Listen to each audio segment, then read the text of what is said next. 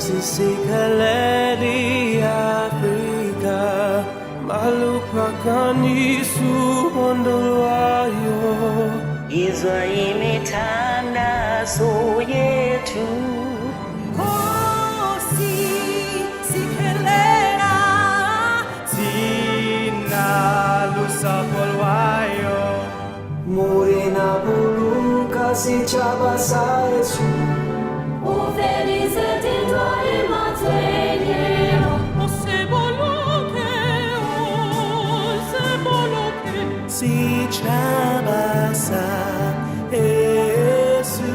Sichabasa, Sichabasa, South Africa.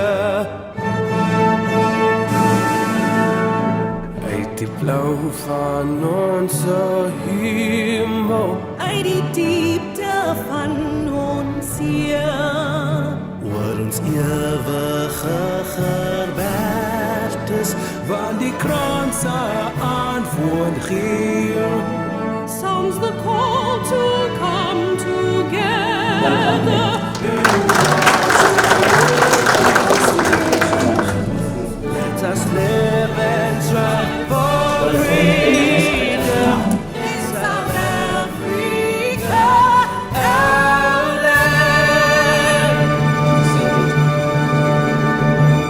I want to invite Mr. Kandani Msidi, who is the chairman and CEO of, the chairman, the executive chairman of 360.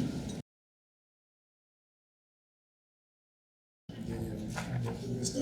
Godongwana, and Deputy Minister Masondo, and colleagues in the healthcare industry, colleagues in other industries, commentators and economists, JJ and your team, Rofhiwa. It's always good to work with you. I think some of you may wonder which today am I not tweeting about research now.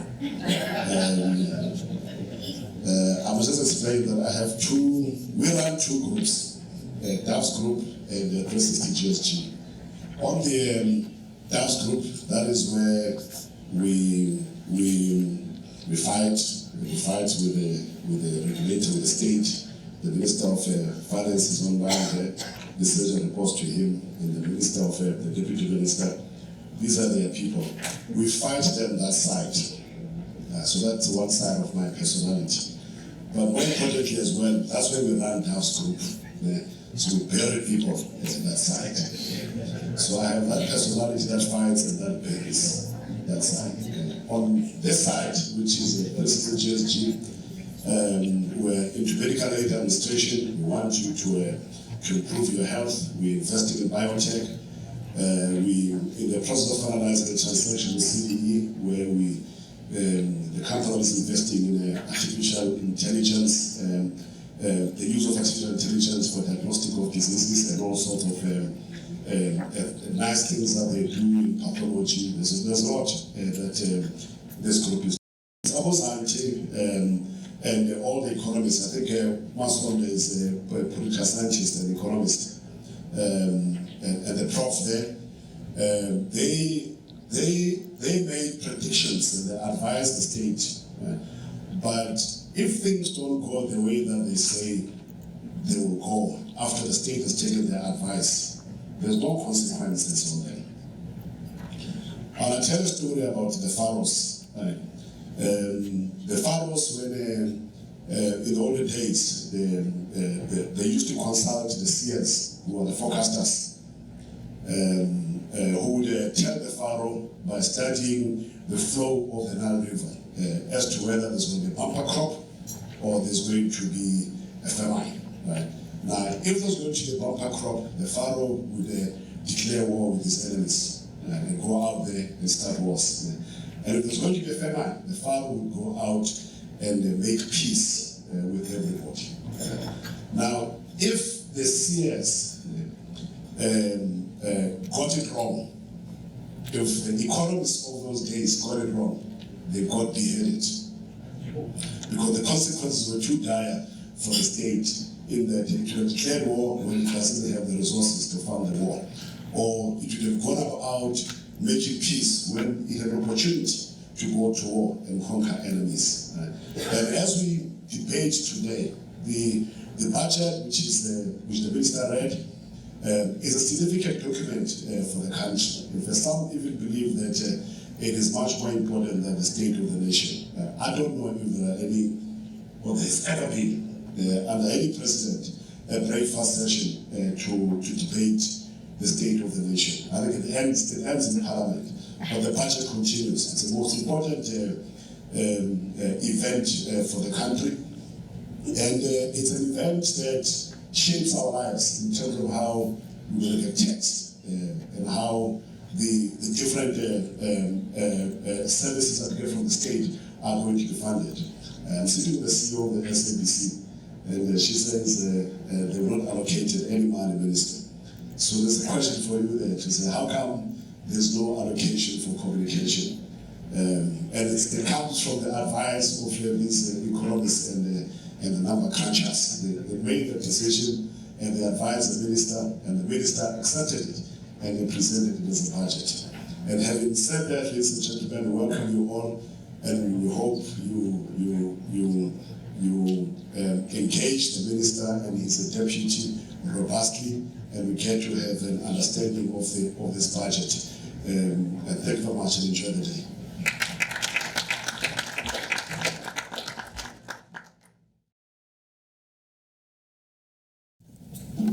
Thank you, Mr. Kandani, and thank you so much for supporting frank dialogue.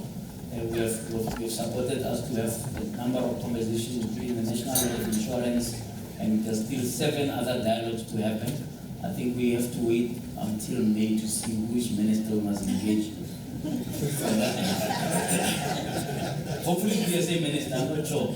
Deputy Minister of Finance is here. I've been texting him to say, but where are you? We need to start. I can't see to save my life. So I didn't realize he's in the room. Thank you so much, Deputy Minister, for being here. And we will take things forward after the Minister takes his leave. Let me ask Mr. Aluwani from Shell South Africa, who are our board sponsors, to come and say a few ways to welcome you, and then I'll hand over to Rofhiwa to start the conversation with the Minister. Mr. Aluwani.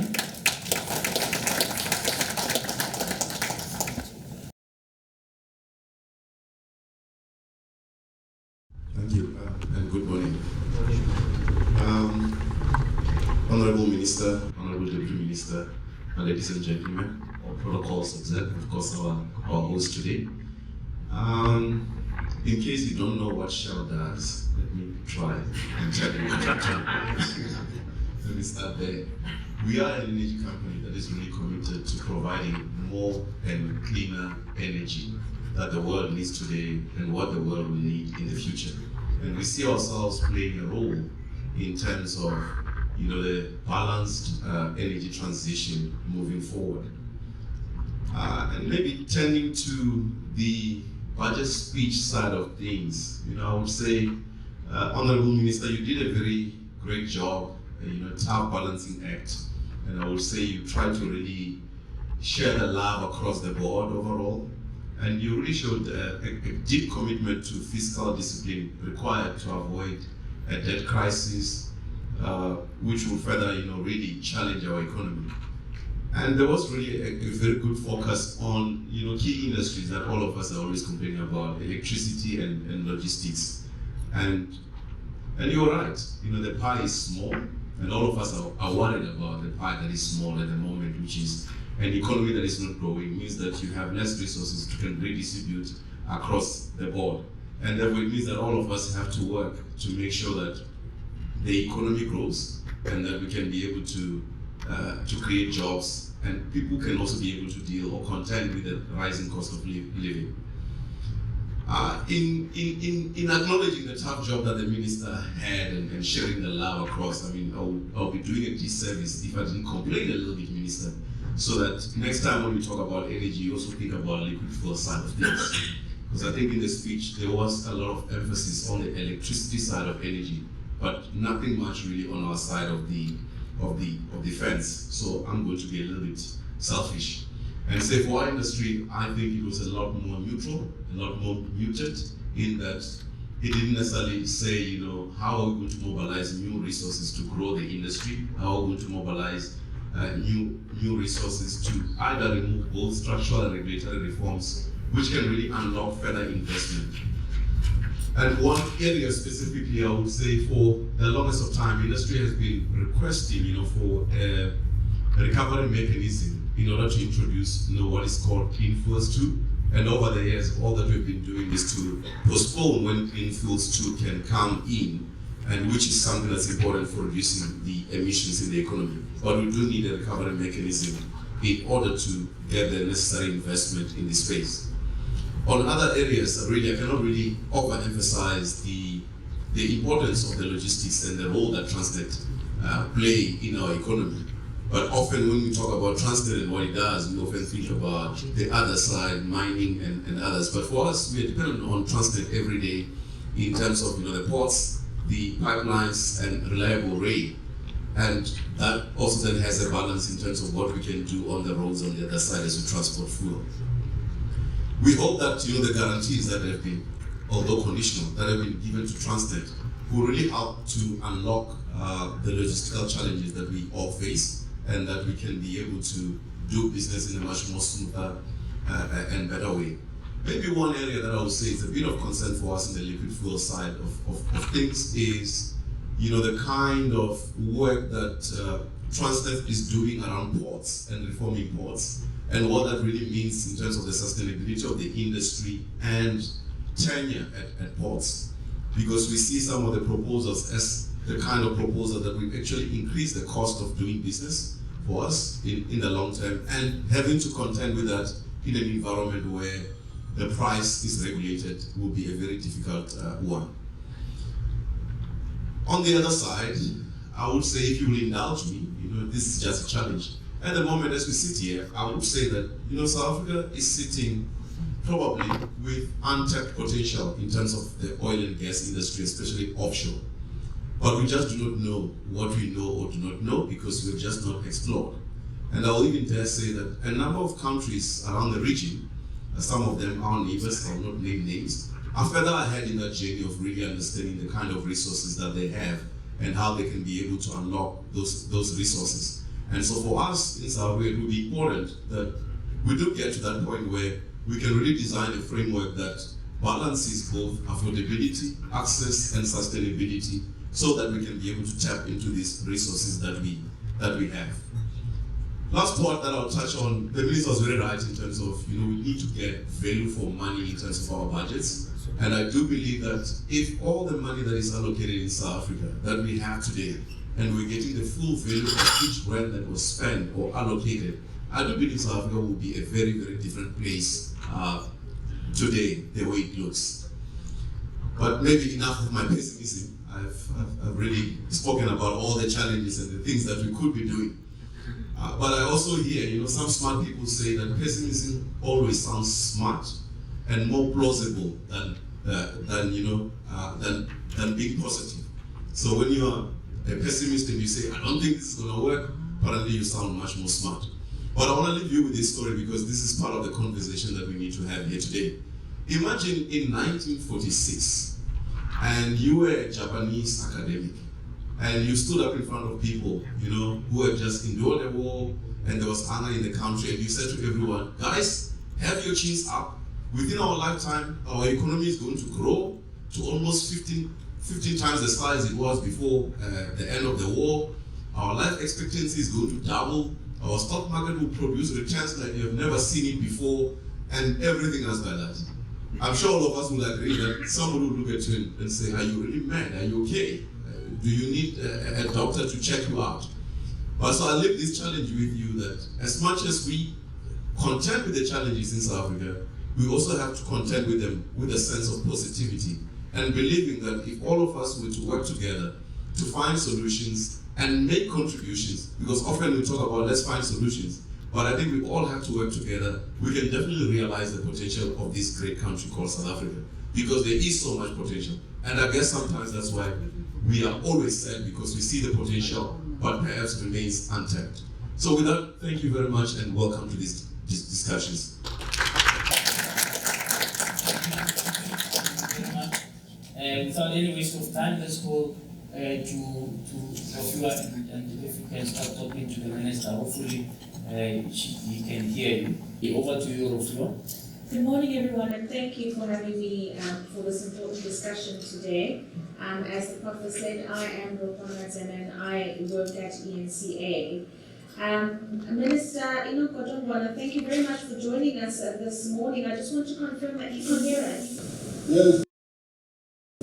So as I said, thank you very much for joining us, and I don't know if you would have seen, there is a room full of business people that are joining us today, keen to hear your rationale around your decisions with your team around the national budget this year.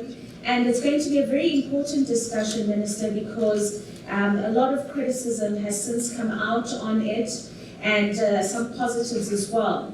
But I want us to start with something that made headlines immediately after your budget speech was delivered yesterday, and that is tapping into the contingency reserves, 150 billion rand being made available to the national budget for this fiscal year.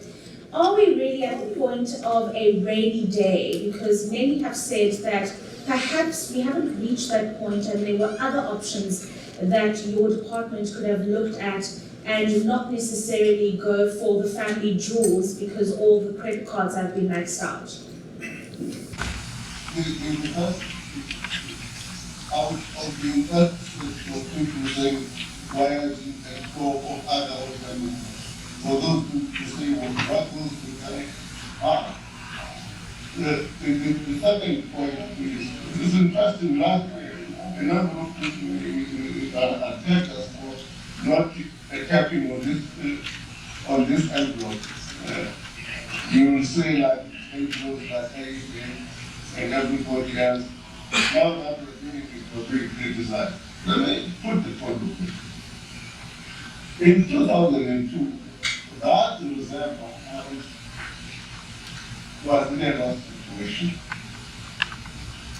In 2003, government passed the Electoral Act to capitalize precisely because certificate of the Reserve Bank Act says in a lost situation, government must pay. When profits are realized, the excess they are transferred to the national revenue account. There's nothing unusual. There's relevant best practice in this regard. There's nothing that was done about which is out of the ordinary, because they are supposed when they're in a loss state, when they are in a profit that being realized, that was the revenue account. Simple. What about the argument then, Minister, that this is then just a stopgap and it's not a sustainable financing mechanism to make sure that shortfalls are filled in the budget, and that National Treasury, along with other related stakeholders, are going to have to look for more sustainable revenue mechanisms? Most applicable revenue mechanisms are tax increases. I don't know whether people are inviting us to look at that's not a solution.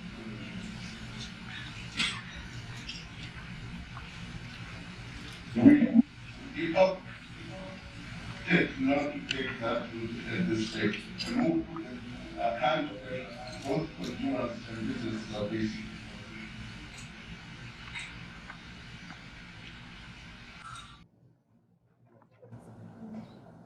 Minister, it looks like we might have a problem with your line there, and I don't know if we can get the team to perhaps work on the connection with the Minister. We could try again in about a minute or so.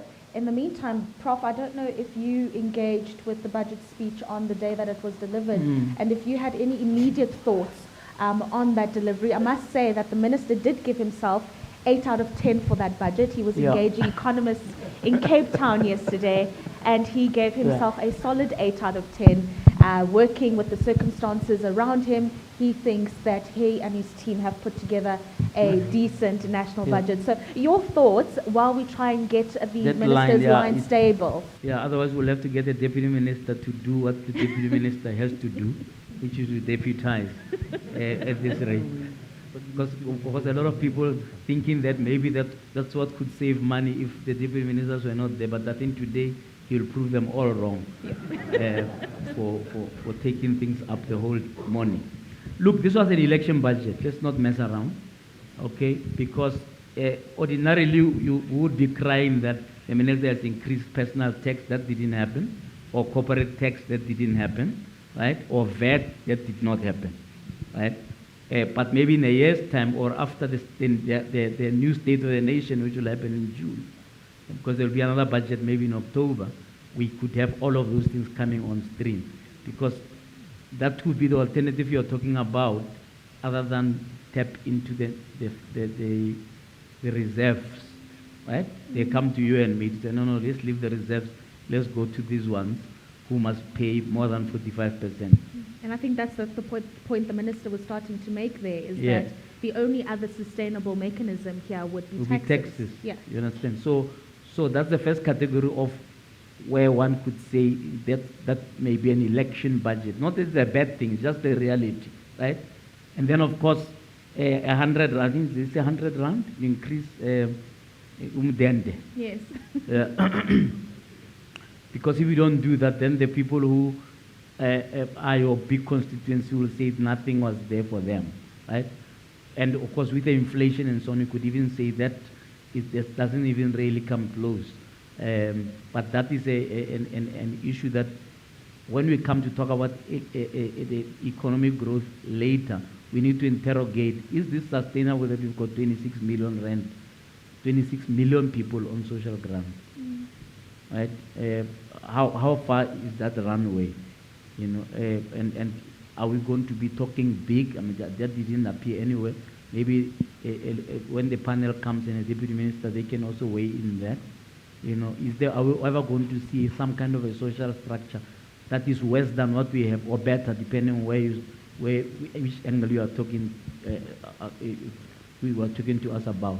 No, of course, finally, the issue of energy and Transnet. Is there enough in there to give us a hope that more resources are being put on sorting out our energy issues, sorting out our rail issues? I look forward to hearing from the panel whether or not this budget has given us any hope that those things will be sorted out from a resource point of view, so that they don't say, oh, we can't sort it out because there aren't enough resources.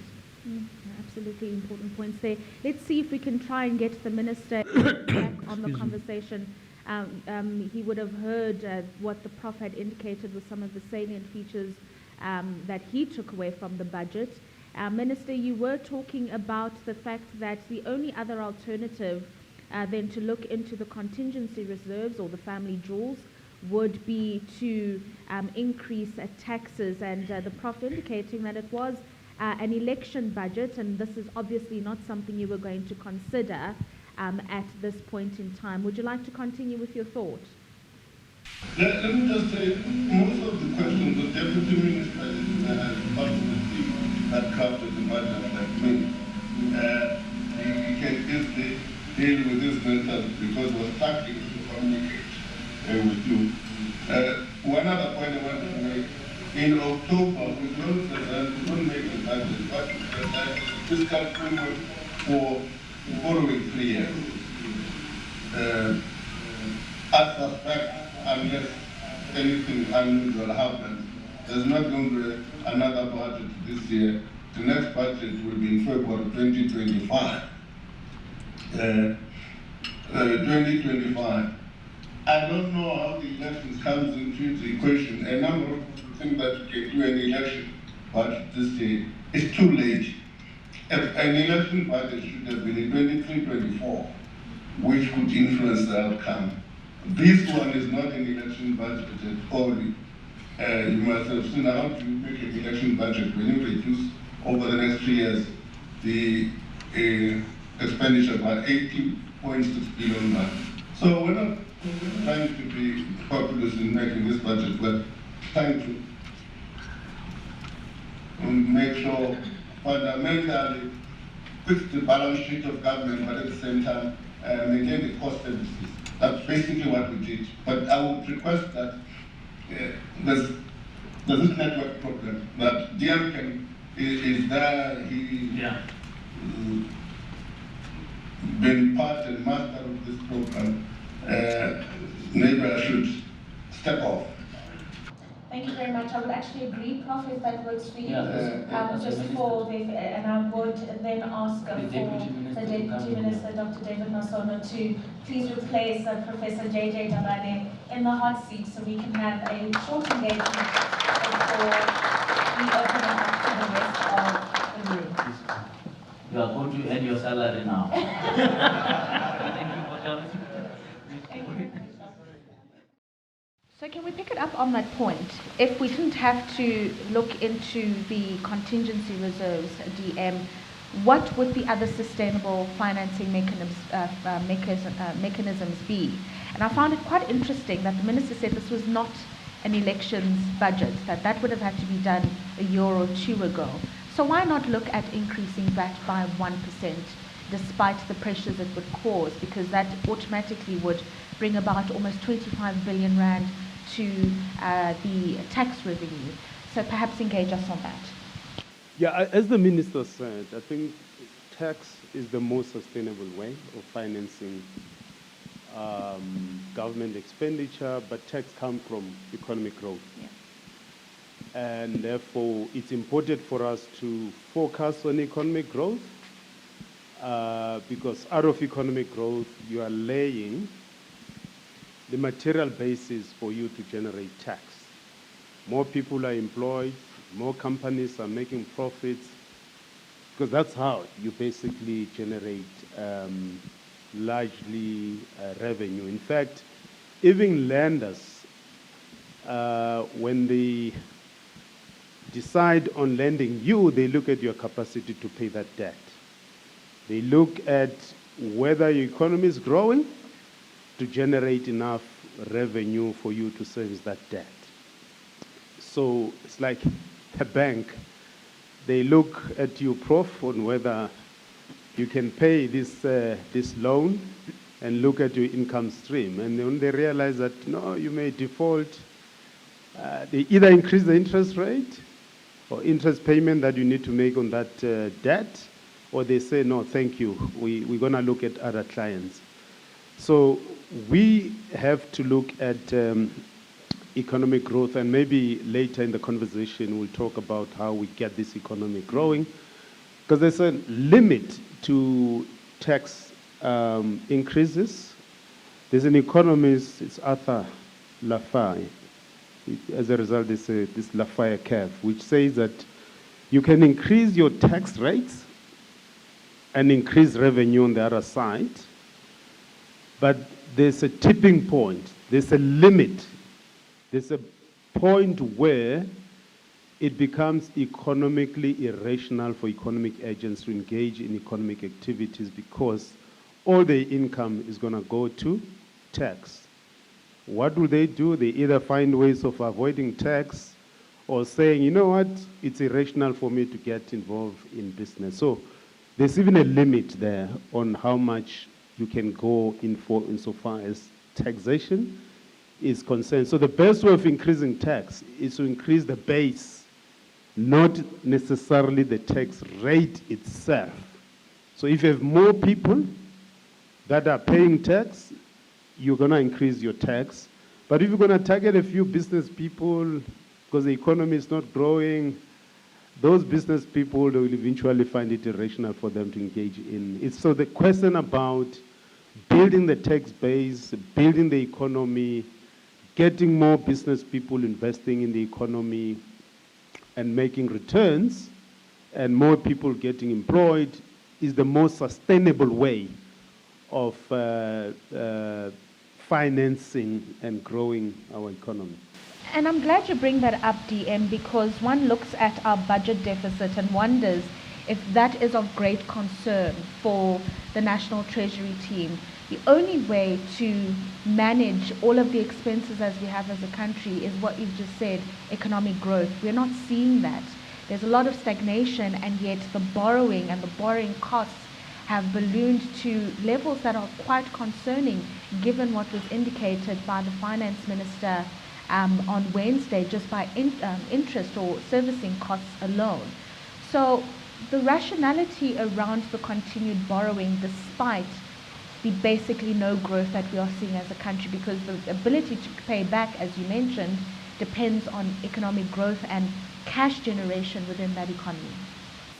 Yeah, if you've read our budgets for the last few years, we've been very concerned about the growth of the public debt. And some of the criticism was that, no, your interest in finding fiscal sustainability by tackling the debt issue, it's against development, it's against economic growth. And our answer is actually fiscal sustainability, dealing with debt, it's in the interest of economic growth. Why? If your debt is high, you're paying debt service costs. And our debt service cost this year is 356 billion. So that amount that we should be using to finance health and other important things for economic growth goes to debt service costs. Number two, where do we borrow this money from? From your savings. As business people, as citizens of this country, and when we get that money, if a lot of that money gets sucked up by the government borrowing, it means that as entrepreneurs, there will be limited access to capital for you to engage in economic activities. And if the yield, which is the interest that we pay as government on the money that we borrow from the market, if it's high, any investor everywhere will say, look, investing in South Africa is risky, and it does not only affect the government, because if the prospects, because the higher the yield is, it's an indicator of the possibility of the government's default. And they say, okay, to manage this risk, because investors are in the business of getting returns, but as they do so, they must also manage risk.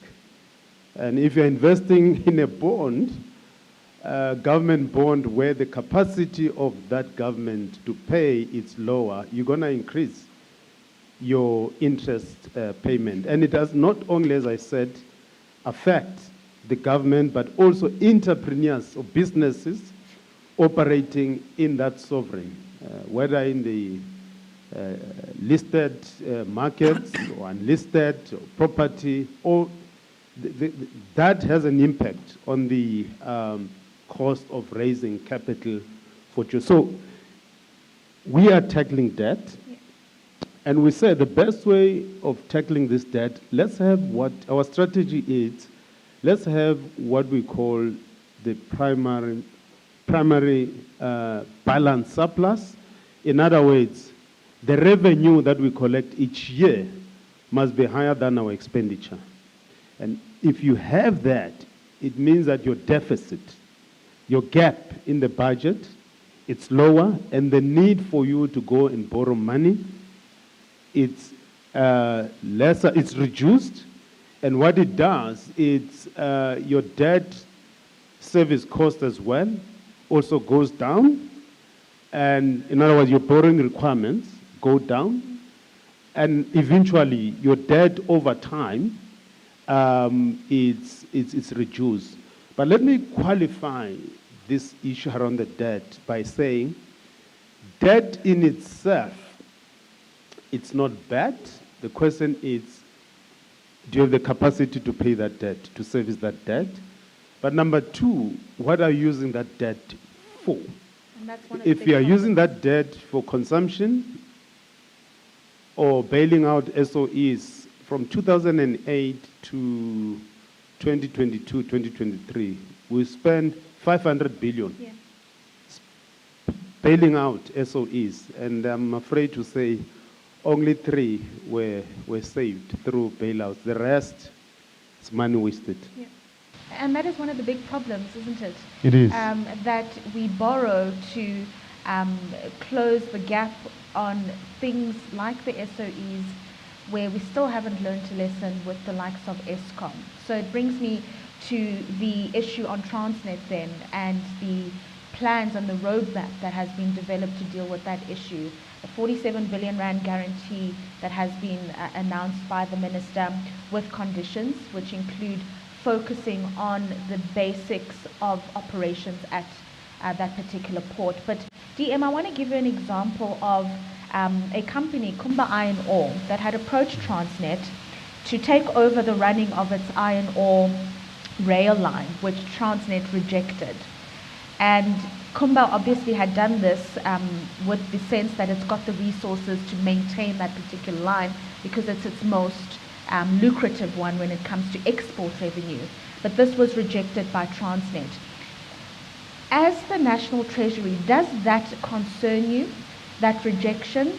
And what were some of the reasons that Transnet would have furnished you and other related stakeholders to say, no, we cannot have a private company take over a particular segment of a rail line?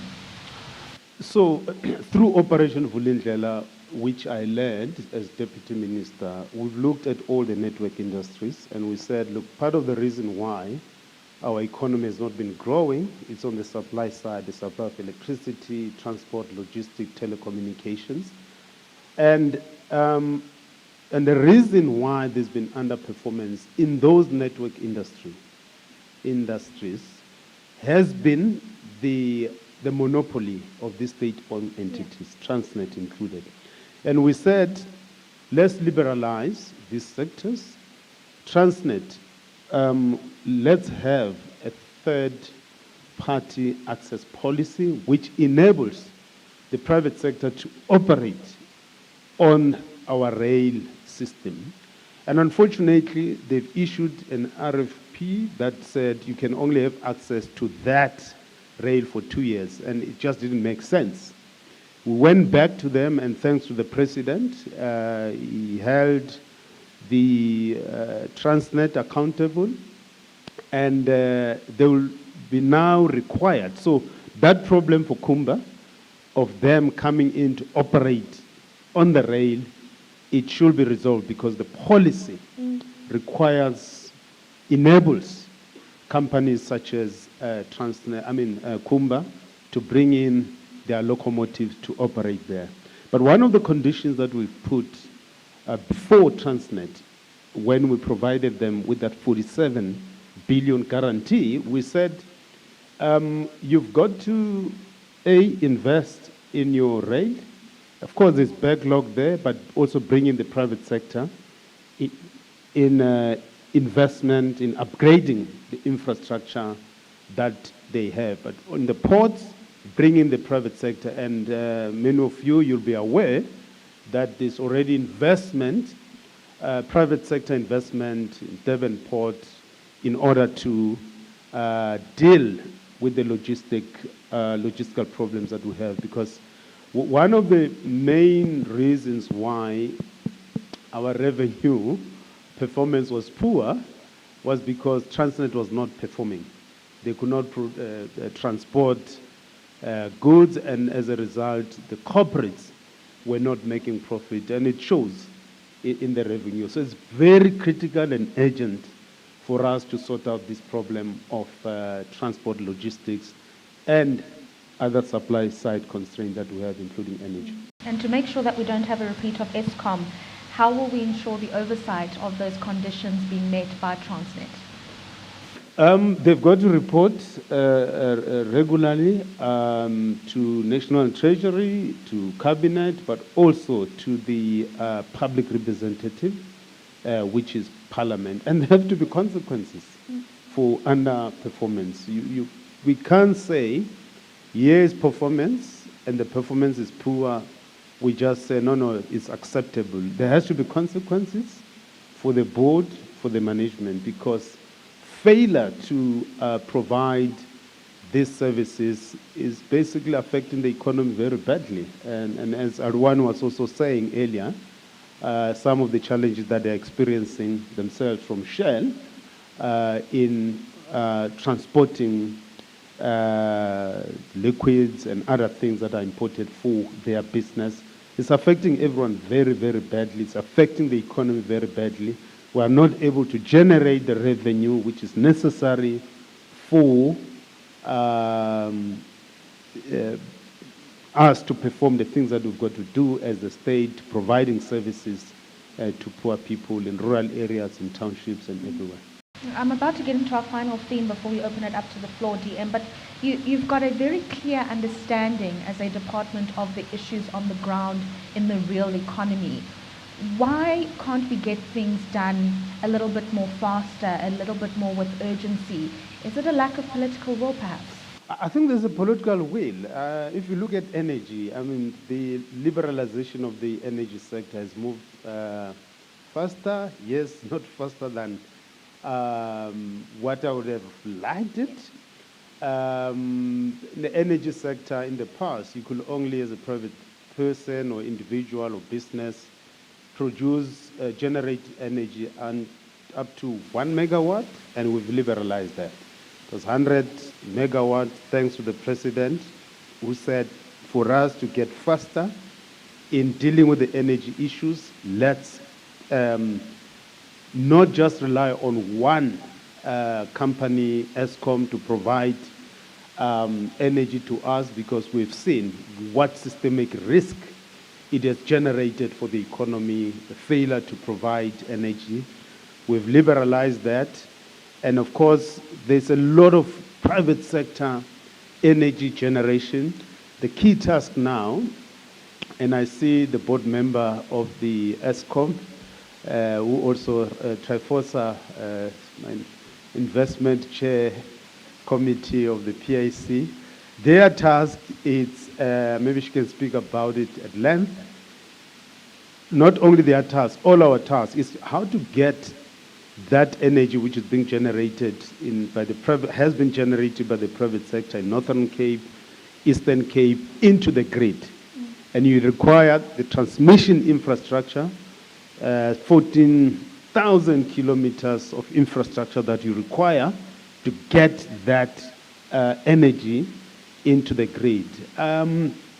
So there's been a lot of reforms and things that we've done, including from our side as National Treasury, reducing the tax liability for households and businesses that invest in solar energy. And we've seen the generation of energy in that regard. So I think the direction that we're taking in solving the constraints on our economic growth is a right one, until someone say, no, it's not the right one. I'm waiting to hear that.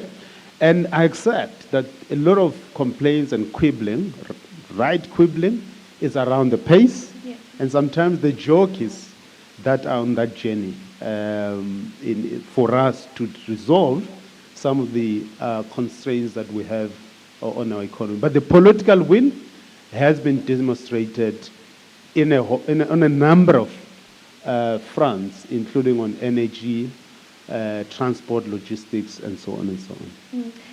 I want to get into the final theme and open it up to the floor, that of the social wage, which about 60% of non-interest spending goes to the social wage, and that is quite a big amount, a DM. And I wonder, as we get into a conversation about economic growth, has your department thought about creating a social wage that coincides with an economically active citizen, so that you don't have a big reliance on government for social related benefits? And I do understand the circumstances of many South Africans and the poverty divide in the country, but mechanisms where we can make more people actively participant within the economy so as to reduce the reliance on your budget, because it comes under greater strain. No, indeed. And I think, again, economic growth, Yeah. because it set the material basis for us to generate revenue to finance this social wage. In fact, some of the countries, Sweden and others, who have got very comprehensive welfare systems, they depend on their economic growth. That's how they finance their welfare states. I mean, Sweden is an example, giving an example of active labor market policies in which they said, okay, we're gonna agree that economic growth is very fundamental. We're gonna have central bargaining. And if there's, for example, 3 companies operating in the sector, BMW, Nissan, and Ford, in the central bargaining wage negotiations, if company X can't afford a wage, they agree that, okay, the 2 will pay, and if this one can't afford, it must be closed. Because we've got to compete on, not on low wage, but on the basis of high productivity, technology, and so on and so on. And those ones who get displaced from company A or B, they need to be deployed in other active industries or businesses that are making profits. So there are a number of examples, and I'm not saying, I'm just using Sweden and Norway as an example on how you cannot have a welfare system without taking seriously the question of economic growth. So the most sustainable way to come back to the earlier point is what should be our economic strategy and economic intervention that we need to make in making sure that we grow the economy. Because without that, whether you're going to have the labor market policy, social assistance, whatever form of the social wage that you're going to have, including free houses and so on, you've got to think seriously about economic growth. Yeah, is there a low-hanging fruit, DM, on that economic growth? If we could start to see something within the next short to medium term, the next 6 to 8 months, what would that low-hanging fruit be? Your thoughts as an economist? Getting our electricity right, transport, logistics, and investing more in infrastructure. And I will encourage you to look at the Gazette that we've just issued now on getting the private sector participation or investment into the infrastructure. There are a number of reforms that we are undertaking to make sure that the private sector gets more involved in the investment of the public infrastructure. So there's a Gazette that we've issued. It's also in our book, some of the suggestions and thoughts that we have in, for instance, cutting out the red tape that is in the government system, which makes it difficult for the private sector to invest in infrastructure. For instance, we said for any infrastructure project by any sphere of government which is below 2 billion, you no longer require the 4 TAs, treasury approvals, because now you require the approval of National Treasury on the feasibility study and all those kind of things. We're cutting out that red tape in order to allow the faster crowding in of the private sector into the public infrastructure. So there's a lot of things that we're doing, and we'll really be keen to hear your thoughts on some of the reforms that we're undertaking to encourage the private sector investment into the public infrastructure, including thinking about having infrastructure bonds, either for health or for schools, roads, and so on and so on. So there's a lot of things that we're doing now to get our economy growing. But electricity, transport, logistics are some of the immediate things that we need to solve to get our economy going. And we're going to open it up to the floor to ask you, a round of questions to ask you in particular some questions. Then we will have our panel join us, where you included on the stage, to unpack a host of other broader issues that weren't necessarily ventilated within the budget, but certainly are in the budget review. Prof, I don't know if you've got the roving mic to get some questions out, and while we wait, Gautengers are wondering very briefly, DM, Banyaza Lessufi, the Premier, in his SOPA indicated that e-tolls are coming to an end of March. It's over. Has a deal been struck? Very briefly, if you can. No, we did strike a deal, because we said as the sovereign national government will take 70% of the debt, which was accumulated or generated out of the what we call G-fleet, popularly known as e-tolls in Gauteng, and then 30% will be taken over by the provincial government. But the removal of all those gadgets and all over the Gauteng, that's a function of the Department of Transport. And these are not the assets of the provincial governments. These are assets that belong to the national government. So whatever happens insofar as those gadgets are concerned, I think the conversations should be had largely between the Department of Transport and Gauteng government. So the Premier was right. Come end of March, we're done with those. What do you mean, the gadgets? No, the paying of the e-tolls. He said that everything has been finalized, and come the end of March, no more Gautengers will have to worry about those. Or is it still complex? I'll encourage the Premier to speak less on this,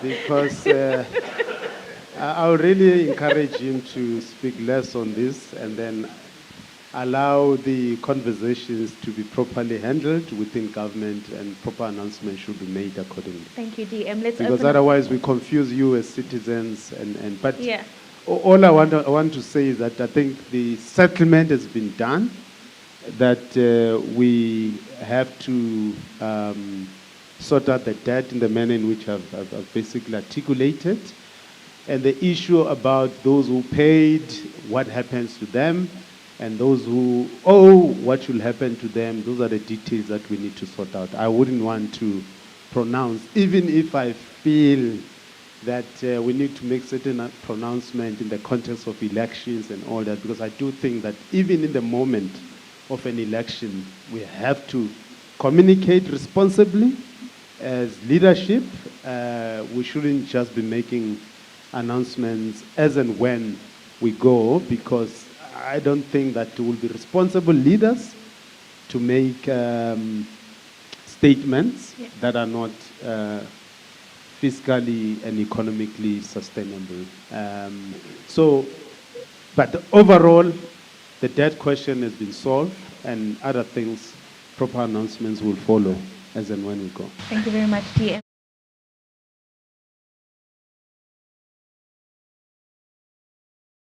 Just keep the question very brief so that we can get to the panel at some point. Deputy Minister, I think the fact that at one time this reserve account was in deficit and you had topped it up and it's now in a surplus and you can draw from it. It's an exceptional work that you've done, and you must be congratulated with your colleagues for that. Because any family or country that has reserves to draw from has been doing something right. So in that regard, you've done right. But when it comes to the sustainability of your remedial action, you tend to emphasize a lot about the fixing of SOEs, right? Which whatever investment that goes in there, you are recycling. It's a recycling investment in that it's institutions or infrastructure that was functional that has been mismanaged or not run well. Right? So therefore, it is not taking us forward. It is actually bringing us to where we should be, which is functioning SOEs. I'm concerned that even once that is done, right, there isn't sufficient investment in the economy by the private sector to grow this economy forward. Everything that this country is doing, it's a recycling of the same. Everyone's talking about investment in infrastructure. If you look at the US now with NVIDIA, which is in semiconductors. It has become a revolutionary company that is actually lifting the US economy. Novo Nordisk with, I think it's Norway, that has become even bigger than the GDP of a number of countries. We don't have that in South Africa. We don't have the investment of the private sector in the growth of the economy. We have the complaint of the private sector about the state, yes, legitimate. But I mean, you solve the Kumba line tomorrow, which you must. You only have Kumba as it was. You're not going to create additional jobs that are going to absorb all the young people that are coming to the economy. So I think my question here is why is the state accepting the flag alone? Why isn't the state pushing back as well to the private sector and saying, where are the innovation companies that are coming out of the private sector, which are going to grow this economy? And also, when is the state going to stop exporting the companies that were created here? We just had now, recently, Naspers, which is one of the biggest companies in South Africa, is no longer a South African company. Right? Now, no country allows that to happen, that you want, when they're grown here, to become the tax base for this country. But we're allowing them to actually live on our shore. Thank you.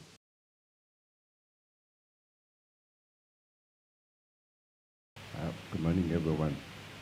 Deputy Minister, introduce yourself. Okay, my name is Patrick Lolo Notata. I manufacture buses. The Gautrain buses is what I manufacture. Patrick Lolo. Yes, Patrick Lolo Notata. And he manufactures the Gautrain buses. Okay. Today I'm asking a different question. I think I've benefited from empowerment.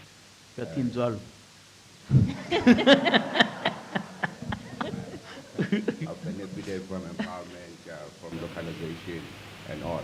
But there's something that is really not happening. Just to reconfirm what this gentleman was saying, is that the balance sheet of the South African banks have got bigger reserves than of the state, all combined. But no one is engaging these banks to say, how do you reinvest this money?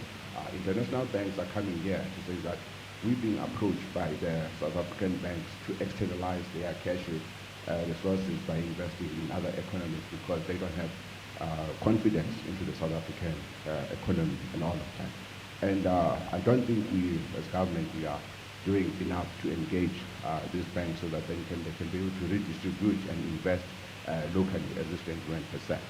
Then the other question is one. Gauteng is probably a city region. It's got a 12 million population, and it's got more efficiencies that it can do in unlocking infrastructure, logistics, and more. But it's got 11 municipalities. Why can't it be consolidated into one super region and then remove the red tape in terms of investment and implementation that is currently done by the municipalities, which are extremely inefficient in doing anything that's possible? Whilst everyone understands that we've got problem of energy and we've got problem of logistics, we still have a problem of water and waste treatment, and we eat, but we don't know how much of our eating ends up at. It's the one that we actually comes back and we eat it in our villages, schools, and all of that. That's another bad crisis that is going to happen, especially in Gauteng. And what are we doing when it comes to that, especially in driving as a treasury side? Thank you. Okay, what's another hand? Yes. Good morning, Honorable Minister and dignitaries and delegates. I think my question my name is Vincent. I'm the CEO of VP Business Advisory. We are in the financial services space. In the budget speech, there was a mention of the 61.4 billion to be allocated to employment programs and so on. My question is, how will that budget be managed, and how will then the unemployed youth be able then to access that budget? And then the second question will be then, how will businesses be supported to accelerate such unemployment programs? That's my question. Thank you. Rofhiwa? Minister, would you like to take over? We'll start with the first question. Yeah, I think the first question for Kandani. Why does it look like we are only focusing on the SOEs, that SOEs must be sorted out for them to provide the goods and services that they have to do to the economy? Perhaps it's a question of priority. You know, when your house is burning, you've got to say, how do you, what should be a priority in the context of this low economic growth? And our assessment is that we've got to sort out energy, transport, logistics, telecommunication, water, and all that, because these are imported and systemic, and some of them industry-specific problems that we've got to solve as soon as yesterday. It doesn't mean that we are ignoring the other issues, because you're right. Fiscal policy is not the only instrument through which we should be growing our economy. SOEs is not the only lever instrument through which we should be growing our economy. There are other levers and other things that we should be doing. So I fully agree with you. And in our budget as well, we said it's important for us to support the auto sector, as an example, where we said there will be 150% investment allowance for companies that are in particular OEMs, the automotive companies that are investing in new energy vehicles. So if you're going to make 200 Rand profit, will only tax the 50 Rand. And that's an attempt to boost and support that industry in order for it to grow, because we are also identifying the trade risk associated with the failure for the auto sector to adjust in the context of because a lot of our vehicles, I think more than 60%, we export them to Europe, and the global north is saying we're no longer going to buy internal combustion engine cars. We require new vehicles that are energy friendly and all that. And our response in that is that let's support these new energy vehicles in order to support the industry. So there is a number of things that we are doing in that regard. But I think the point is well taken that, guys, let's not just focus on the fiscal policy, SOEs, and all that. And indeed, we are not. And maybe that also brings me to the point that Patu has raised. And I will respond in a form of a suggestion, because, you know, we engage ourselves, government and the state, either through NEDLEC or these budget forums, or when there's a crisis, there's an energy crisis, let's work together as government and business to solve this crisis.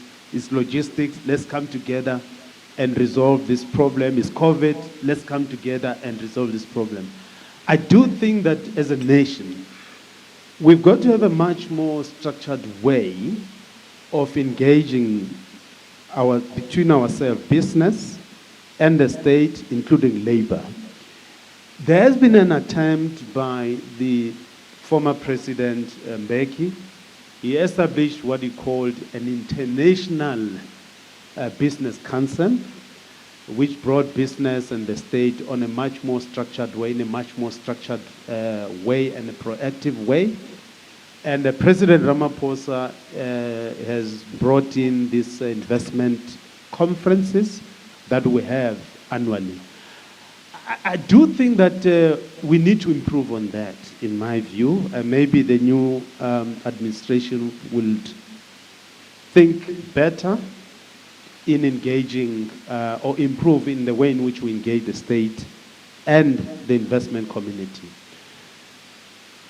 we need to have what I call indicative planning. Yes, not get into the details about what is the investment community planning or companies planning for the next 5 years and 10 years. Indicative planning was practiced in France, for instance, government and big business, and I'll come back to the relationship between big business and the small business, but let me make this point. They come together and say, these are our investment plans for the next 5 or 10 years for the country. Okay, we hear you as government. These are your plans to invest in the next 5 years, 10 years. Let me also again use the industry I know better, the automotive industry. BMW and others, these are our plans to invest in the next 5 years, because any model takes a cycle of 7 years. We plan to invest in this man in the next 5 years. What are the energy requirements for us to support that kind of investment? And then as a state, we need to think now strategically about what should Transnet, what should ESCOM do, what amount of energy we should be having, what type of skills that education should be generating, the kind of transport logistics that we require, the kind of finance that is required to support from the public sector, from the banks, in order to support that growth of that economy. So I do think it's not a question of saying the private sector do the following, but it's an understanding of the private sector's plans on what's your long-term plan, medium-term, and what should be the role of the state in supporting that. Because I don't think we should be having this energy crisis if we knew if the economy grows at this level, what is the amount of energy that is required? Because remember, load shedding did not start yesterday. Initially, we said, okay, we're going to get the private sector to take over the energy sources. We should not invest in ESCOM. And the commodity boom came, and the economy was pumping, and we could not cope in supplying the energy at the rate at which the economy was basically growing. So the simple point I'm making is that I do think that the interaction between business and government should be enhanced in order for us to be much more proactive in dealing with the questions of economic growth. I hope those questions were answered sufficiently. Prof, I don't know if we should move on to inviting the panel, if you've got one more round for the DM. Just one more round of questions. Before we invite our panelists onto stage. Yes, all right. Take your one more round. Thank you so much. I'm Fazlin Swanaku. I'm Head of Health for Alex Sports. I thought I'd switch the discussion a little bit to health. Deputy Minister, I just want to understand your rationale and thinking around the allocation in the budget towards the NHI grant.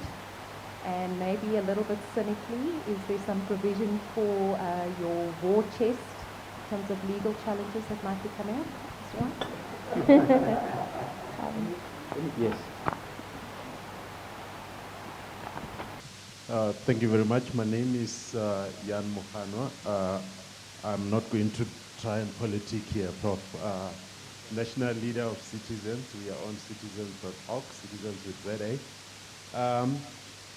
The first thing I think, DM, I wanted to just say is I want to just commend the team from Treasury because I think it's a difficult balancing act between the economics and the politics, and I think if there is a team that has always come through, it's really the Treasury Department. So in the spirit of not always bashing everything about government, I think Treasury has done really well. On the questions, maybe starting with the language that's often being used. So if you asked the question about political will, I want to probe further on this question of political will, because the options we have are not always just tax or tapping into the reserves. Minister, I want to ask questions around things like excess reserve funds that are sitting in the government employee pension fund, right? Because that government employee pension fund is a guaranteed benefit structure. We should not be treating it like we think about the private pension fund. There are excess funds there. There are excess funds in the UIF. But more important, the other question I really wanted to ask is this whole thing about not using the Reserve Bank to be able to provide some of the loans that can be used to invest in infrastructure. We keep on talking about state funds as if they are household funds. They are not household funds. There are other sources of funding that are available to government. So I really want to push this question of political will that is missing. Where are other areas where political will is missing? Minister, you used examples like the Scandinavian countries. Singapore has also been used as an example a lot of times. That's an example of political will. Where is the gas explorations? Where is the oil explorations? Those things are stuck in the process somewhere. But lastly, on the point of the central bank, and tying it to this thing of tapping into the reserve account, the gross withdrawal from that is going to be 250 billion. 150 we know is going towards reducing debt. What is the 100 billion that is going to Reserve Bank for? Can we just understand what that is about? Because at the time when we are looking for resources for infrastructure investment, it is not clear for me what that is for. Lastly, Prof, before you kill me, the Reserve Bank of South Africa is only one of under 10 reserve banks in the whole world that still has private shareholding. I want to declare up front, I'm a shareholder in the Reserve Bank. Anyone can be a shareholder there. But I still don't understand why what has been the benefit other than keeping it away from politicians. What are the other reasons why the Central Bank of South Africa is one of less than 10 that has got private shareholders? Thank you very much. Thank you. Muren.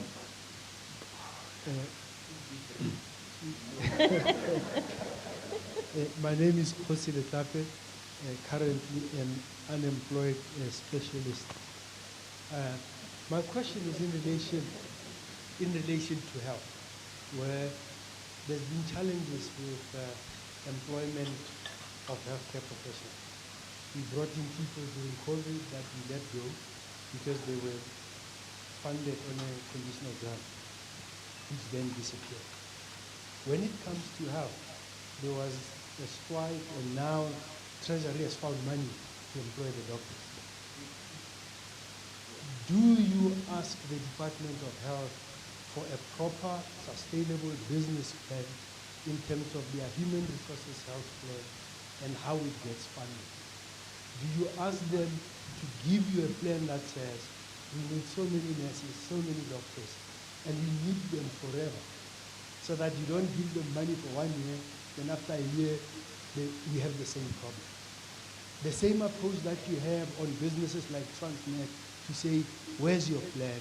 Here's the conditions for giving you the money. What are the TOCs for giving the minister the money? What is expected of him in terms of sustainability? Or do you just give it? Because that's not where we go for our health care. Nobody cares whether it's sustainable. Nobody cares whether the money is used for skinny jeans or not. How do you hold the health minister accountable so that health is run like a proper business? Because if you don't invest in health, your country is going nowhere. Absenteeism, workers that are not well, etc., etc. Health as an investment. How do you see it, Minister? How do you hold the different NECs and the Minister of Health accountable for the resources that you give them? All right, thank you. Let's have answer to those. We can get a chunk, but yes, we just want to get the experts also on this page. Minister? So on the last one, so any department that is funded by yourselves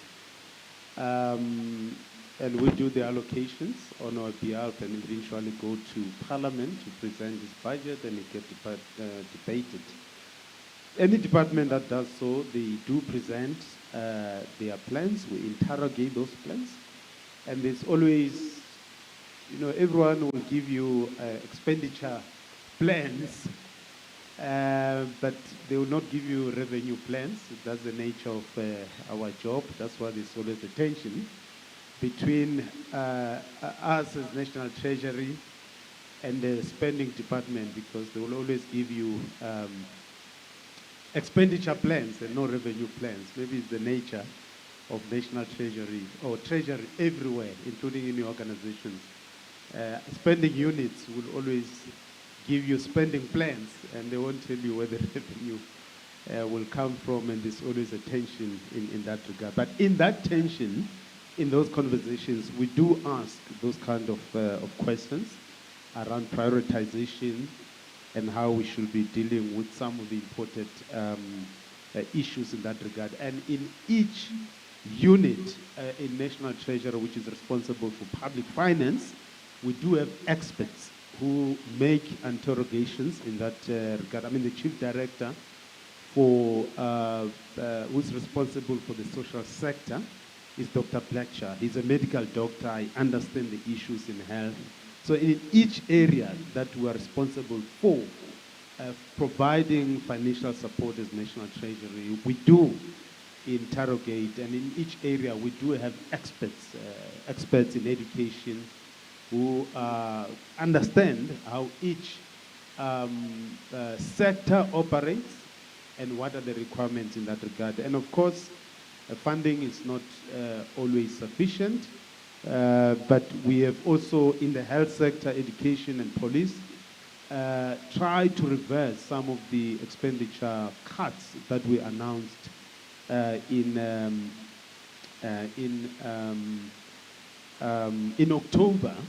And that brings me to the other issue raised by, sorry, I didn't take the names, but it was, what is the logic behind the funding, the budget allocation that we've made towards NHI in this budget?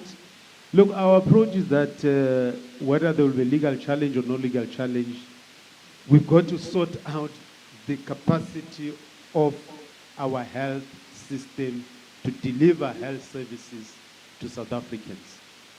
So whether there was NHI or not NHI, we've got a responsibility to improve the infrastructure capacity of the health, the public health system in this country. So that is our orientation, that let's sort out the infrastructure, let's sort out whatever is required in that sector so that it is functional, it provides quality health services to South Africans. We always have a budget for any legal challenges that may come for. So that's given. That's given. So on that score, the rest assured that we will always have money to defend ourselves against any legal challenge in this regard. The other question was on the political will on others. You see, the political will does not only come from the state and the political leadership. Frederick Douglass says, where there's no struggle, there's no progress. The pension funds, these are assets owned by money owners are workers. So GPF is not the money of government. The GPF, that money belongs to the employees of the public, in the public sector. Yes, we guarantee the benefits, as you correctly said, as the state.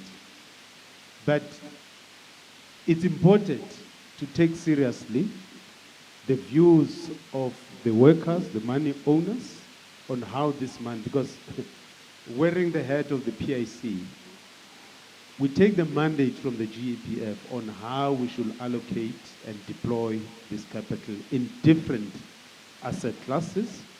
They expect better returns, and we're also expected to beat the expected returns, to have an alpha for the investments that we're making in different asset classes. So whether it's UIF, whether it's GPF, we don't on our own invest those funds without a clear mandate by the money owners, the asset owners. We simply manage those funds. Now on Jifreka, why we did not take, I thought you would say, why did we take the whole 500 billion? You can't blow up your reserves. You've got to strategically allocate your reserves to prepare for any eventuality that may come in future. We can debate about the amount, but the logic is that you've got to prepare for future shocks. And I must say that many countries that were able to withstand huge shocks, whether it's COVID or the war in Ukraine and all that, they had good reserves, they've got good buffers, and you really don't want to blow up your reserves in the manner that you won't be able to use that analogy by Kandani, whether to go to war, and there's a need to go to war and all. You've got to be very strategic around how you basically utilized your reserve in this regard. And again, the windfalls that we got from the commodity boom, including after COVID, the Jifreka, those are temporary interventions that you are making. And at some point, these levers that we have will disappear. And it is for this reason, at the risk of repeating myself, that you've got to deal with sustainable economic growth, not cyclical.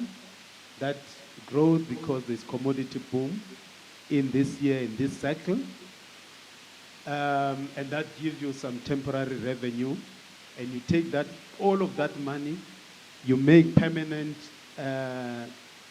spending commitments, and some of those revenues are just temporary. It's not a sustainable way of running your public finance, including your personal finance, in my view.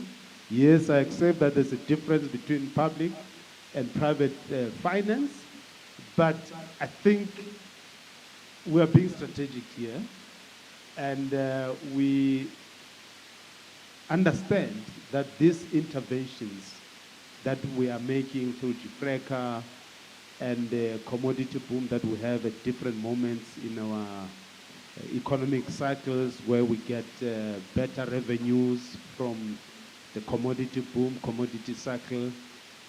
We need to be careful not to make permanent spending commitments when we're not certain about the future revenue in this regard. I think the debate on the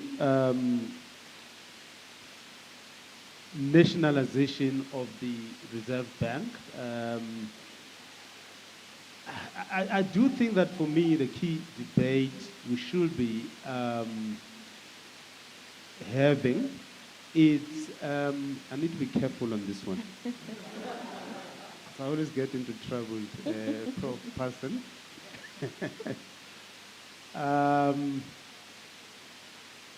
Yeah, I need to be careful how I...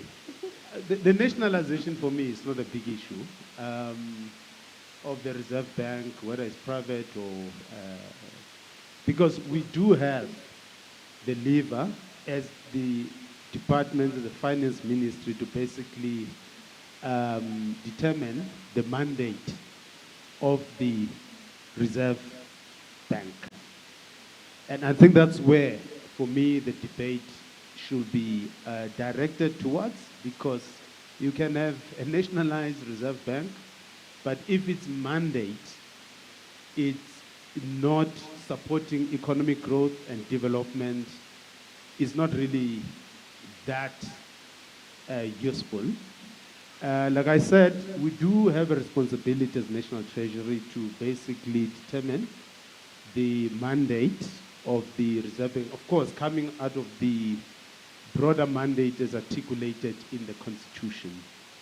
And that's where the art of policy come in the sense of saying, okay, if it's inflation targeting for what? If the economy is gonna grow at this 5% as the NDP said, how much inflation should we tolerate? Because clearly, if the economy pumps up, if it grows, employs more people, you are definitely going to have a demand-led inflation. And what are the implications for your inflation targeting?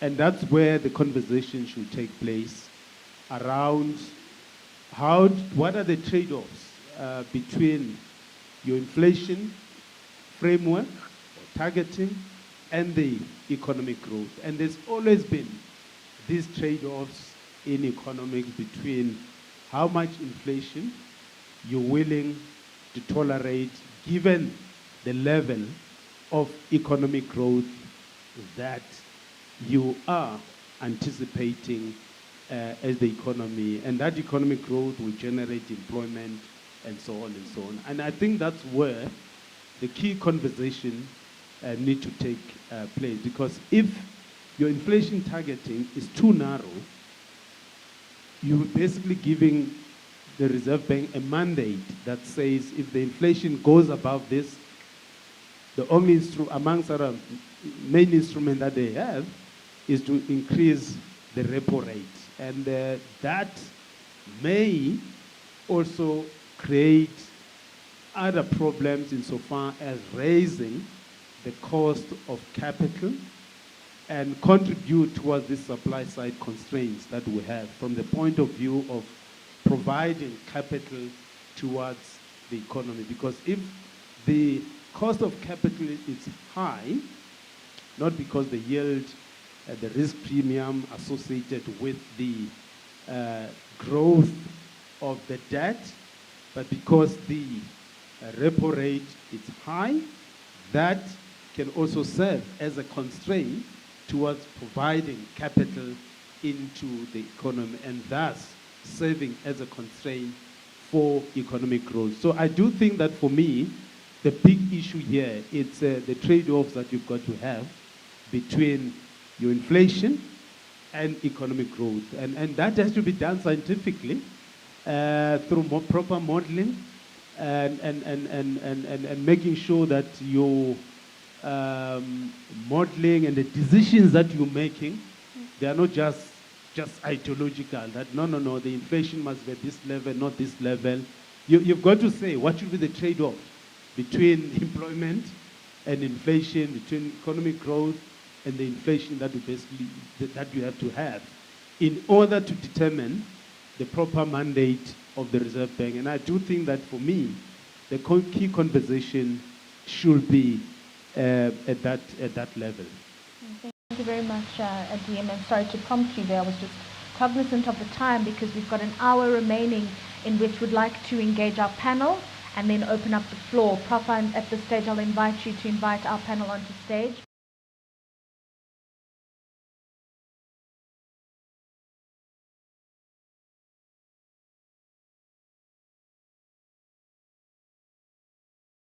Any comment while we're waiting for the Deputy Minister?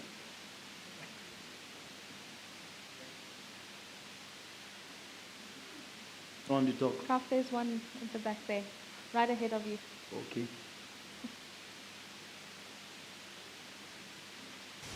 Good morning, ladies and gentlemen. My name is Khatutu Mateka from Growth Inc. Investment.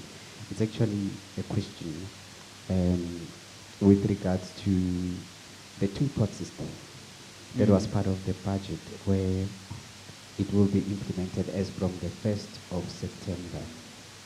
We have a challenge in our country where employees can only, do not actually afford to retire. Only 6% of people can afford to retire. But yet, in the speech, employees will be allowed to take from their retirement savings in order to perhaps cover the debts and all that.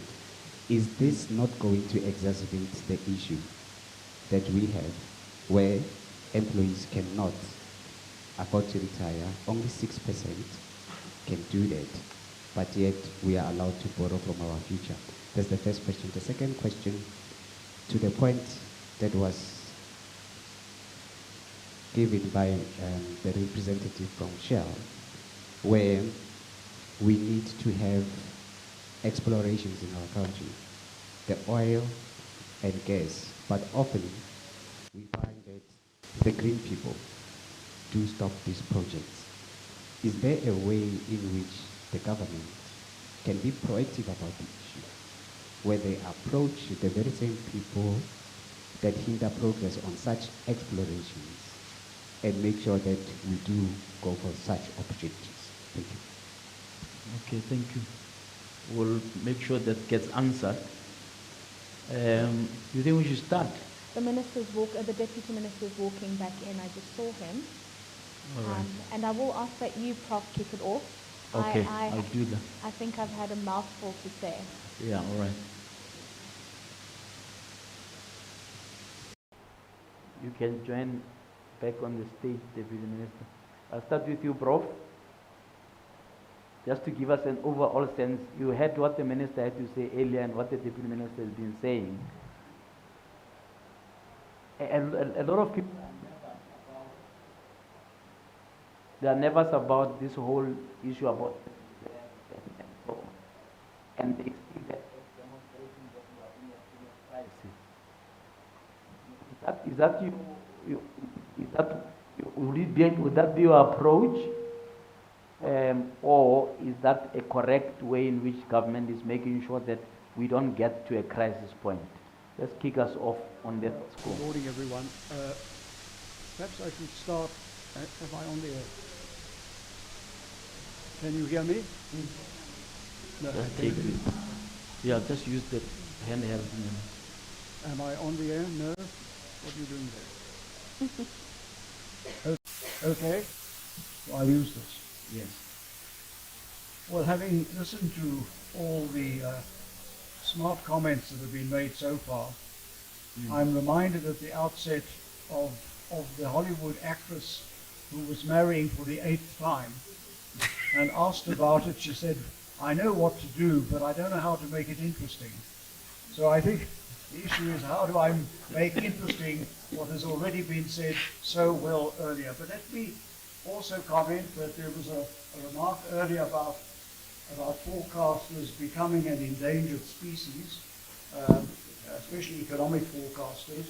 I would just add to the story that was given earlier that a few years ago it was in Italy where a group of geographers failed to forecast an earthquake, which then came and caused a lot of damage, and they were actually taken to court and they were jailed for a year or two for having failed to forecast that there was an earthquake coming.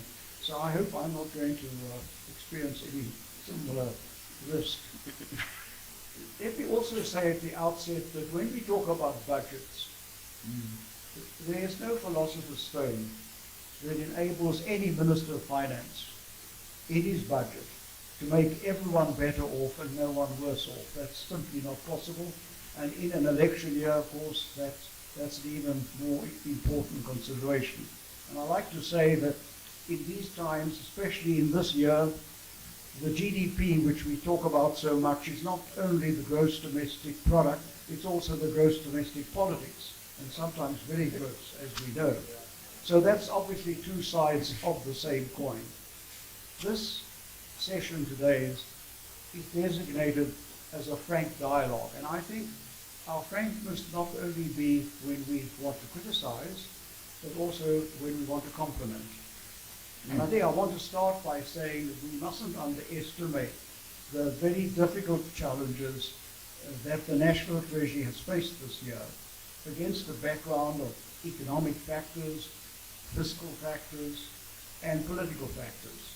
So the question is the mix that's in the budget of spending, of debt management, and of the tax adjustments, is it more or less right and pragmatic given the constraints? We must all understand we're not running a seminar, you're running a country. So what are the trade-offs? What are the compromises? And I think, broadly speaking, given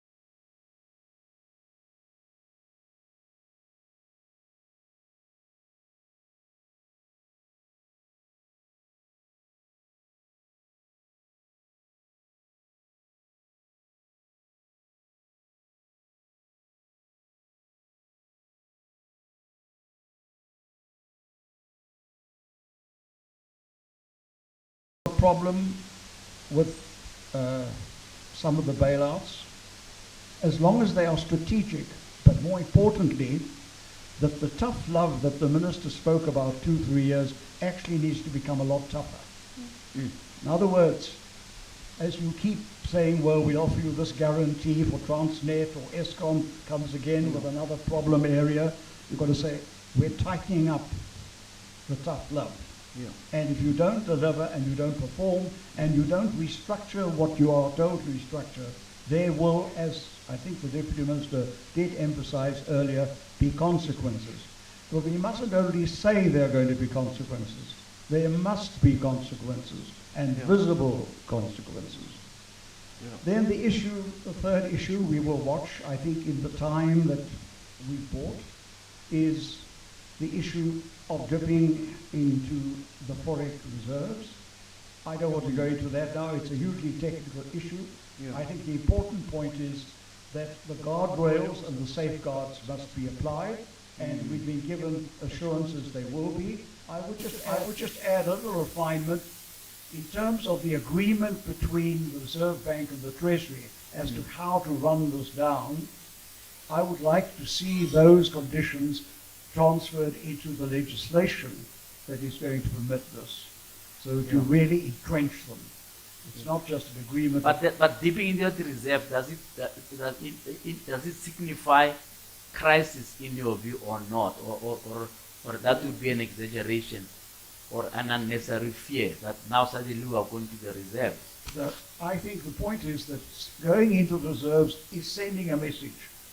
You have only so much time to get other things right, so that you cannot go back into those reserves or find other unconventional methods which may suggest that you are in a crisis. Then the issue of the growth, I think that's come through quite a lot. Now, I just want to make 2 points here.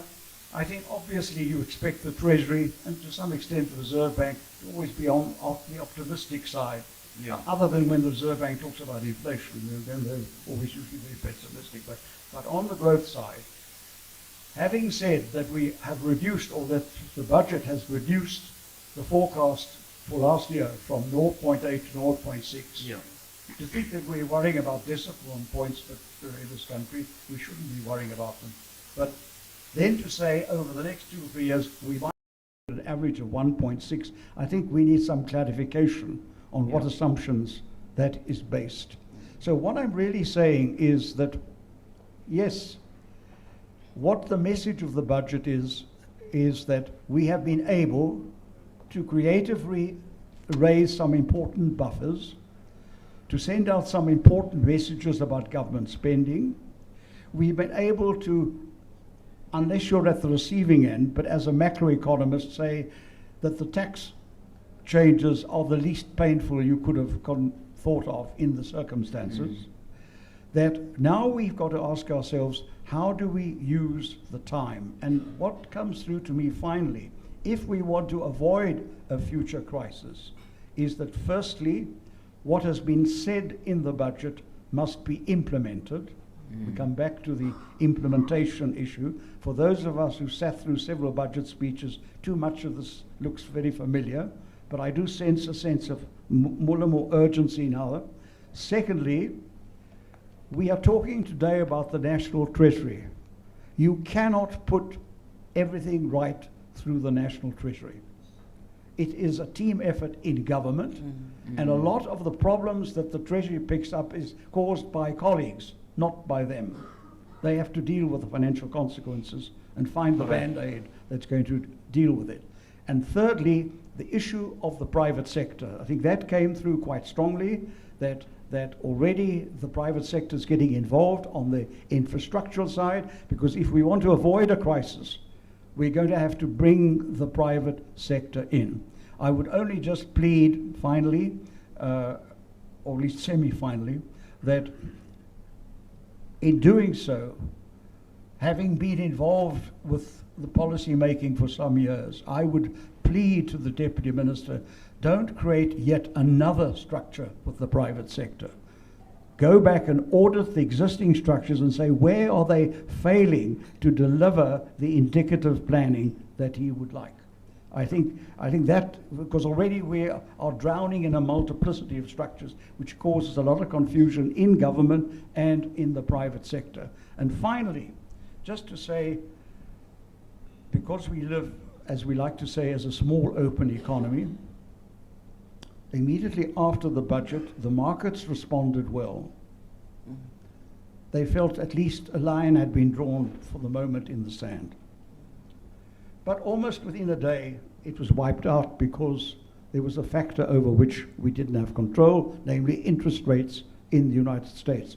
I want to just come back to a final point as to how to avoid a crisis. We mustn't hide behind a small open economy. This is a wonderful book that's come out recently, The Small States Club, How Small, Smart States Can Save the World. That might be a little bit over the top, but nonetheless. There are 10 countries listed here. Botswana is one, South Africa is not. We've got to use the time I'm talking about to become a smart, small state that can make a difference and serve our people in terms of the jobs and the standard of living that they want. And I think that is the message that the budget is now telling us. We have limited time, we've carved out a little more time, but I wouldn't like to be having this discussion again in 12 months in this panel. We must then be able to see that we are making a difference, and that by simply putting up the growth rate, the fiscal metrics will look better, and we will have avoided a crisis. All right, thank you, Prof. This was more of a keynote speech as well, but thank you. You've laid out some bases. Maybe you give the panel some nuggets to respond to. Can I come to you, Metra Foster, to just give us a sense? I know that you could also, weigh in on the issue of energy. A lot of people are curious about whether we'll ever get it right, and whether or not you've got enough from that budget to boost whatever initiatives there are on the energy side. But feel free to comment about other things as well that, in your view, are things to underline in this budget. Thank you for inviting me to, frankly speaking, as Prof has said, it's a frank dialogue. And I'm not going to repeat what has been said about the budget, but what I would like to say is I consider myself lucky because of I'm a beneficiary of this government in terms of the policies. And in 2001, I left the private sector to go to work at National Treasury, specifically to learn about how fiscals work, how do they allocate, etc. Unfortunately, when I arrived, that's when the GFECRA issue was a problem.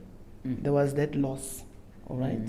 So I was on a team that we had to work in terms of putting the GFECRA Act to capitalize the Reserve Bank in that.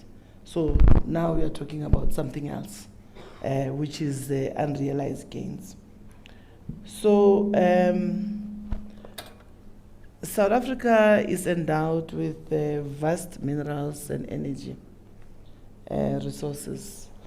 Earlier on, Alwani spoke about things that have not been captured in the budget about this sector. We need to take advantage of the vast minerals that we have in the context of this decarbonization and the responsible energy transition. We need close to 20 billion to put into the mineral and energy exploration in mining. Canada is very big in exploration, and they have, even their stock exchange they've got a lot of explorations. We have minerals like lithium, copper, lead, zinc, manganese, etc. And all of these minerals are critical for renewable energy and battery storage. Also, the issue of natural gas is very important. And I don't know how many people knows about the Lupet and the Brupata gas fields that have got the discoveries of the gas that have been discovered in the Mossel Bay site. And the exploration of that will create enormous jobs and through the value chain and employment opportunities in there. Currently we rely on Mozambique. We are importing gas from Mozambique, and Sasol is going to run out of those gas reserves by 2027. We've got gas to liquid refineries in Mossel Bay. We can invest in them and actually be able to create our own liquid fuel from gas. So those discoveries, and also in Mpumalanga and in Free State, we do have those things. So as Prof has said, we don't have time. So now the budgets have been set to go through the problems of now, but going forward, we need to look into that. And that comes the issue of youth, because we need to create opportunities for the next generation of leaders. We can't be sitting in a country where young people are unemployed. You go to the township, Basekonen, Kinyaupe, all these things, all these social ills are happening purely because they see that there is no hope. But we need to provide that hope. 1.6 at least shows us there is hope, but it's not enough to propel this economy. Economic growth. And that's where the collaboration between the private sector, government, labor, and civil society is crucial. Because if I take my experience and sit down, if I was in Treasury, I will have somebody who will take all the annual report of the private sector. In every annual report, there's CAPEX budget. There's a plan, what they're going to do. And analyze and put it into the spreadsheet, use AI. And then you'll know these are the spending patterns that some of these private sectors are going to do. How do you plug yourself in terms of that? And that becomes what the Deputy Minister has highlighted about the planning, intentional planning side. So that is very crucial. Currently, you've got you need energy security, you need stable energy. Unfortunately, we're where we are because of things that happens in the past. I'm not going to repeat them. And also the planning part. So the issue is that transmission is going to spend close to it needs 140,000 kilometers in the next 10 years to put transmission lines. in order to allow the grid capacity to expand in terms of the grid. But when you look at some of the things that are required to put some of those transmission lines, the towers, we found that you need the steel industry to be working. The steel industry is not yet where it's supposed to be. Some of the factories have been closed in the country. We only have one steel fabricator in the country. So you're going to build those towers, etc., with one in the country? No, it's not going to work. So it's going to hamper you in terms of delivering on what you have to do. So it requires a concerted effort of discussions around, from the infrastructure plan, what do we need to do in order to be able to roll out, and Prof has highlighted, execution, execution, execution. Yeah. So I'm just highlighting, with that one steel fabricator, you're not going to make it. So you need to create more of those steel fabricators in there to make sure that we are able to meet those the demand. You need solar manufacturing plants in this country. China is big in that, all right? But there is nothing stopping us to partner with China to go to Matuba or somewhere and build some of the solar manufacturing plant. We need the components for the battery manufacturing, battery processing and manufacturing plants in the country to capitalize and take opportunity of this responsible energy transition. But I haven't heard of anyone who's building the battery manufacturing, the solar manufacturing. We're just importing, and it puts pressure on the balance of payments because of the crisis that we have. We can become the SADC regional hub for battery mineral processing and manufacturing. But it requires that engagement between government and the private sector. And we can improve our refining capacity in the country. I mean, the gas was discovered in the 80s in this country, hence we had Mosul gas. Now there's more that has been discovered. We need to invest in that and be able to build some of the pipelines, etc. In there. So that will be my inputs. But do you think there's a political will to do all those things? Because it sounds like there are lots of plans, lots of desire for coordination, desire for collaboration, etc. But what is stopping these things, and why is something not being triggered to move this faster? I mean, if you look at the projection of growth, it doesn't inspire confidence. If NDP says you're going to grow at 6% by 2030, and we're still 0.0 something, it looks like it's looking a bit hopeless. Your last remark there before I give to Dr. Mahanjana. What's stopping these things happening? Why does there it is look nothing, like there is nothing we're always stopping. talking about future, present tense? Fortunately, the future present tense you can NPV it and get the IRR. So there is nothing stopping it. Remember, government provides the platform, all right? Private sector needs to come in and plug in. Unfortunately, in this country, when you look into the 80s and years ago, state-owned enterprises, they were plugging in when there has been a failure in terms of the system Of the side market. of the market. That's how state-owned enterprises came in and plug in. Unfortunately, we're in a situation now where state-owned enterprises are a problem themselves. They rely on the government, and there are challenges. So you need to balance the two. Government has put the framework, like now they've introduced for the automotive sector, which is big in this country for exports. And we are exporting majority of these vehicles that we make into Europe. And Europe has made a decision, EV, electric vehicle, by 2035, no more combustion engine vehicles. So we have to be ready for that. So they said, manufacturers, you'll claim 150% of your investment in year one. Anybody who's an accountant understand. The minute you spend $1 billion this year, and they say you're going to claim 150% of that in year one, you're going to have a tax loss for many years, all right?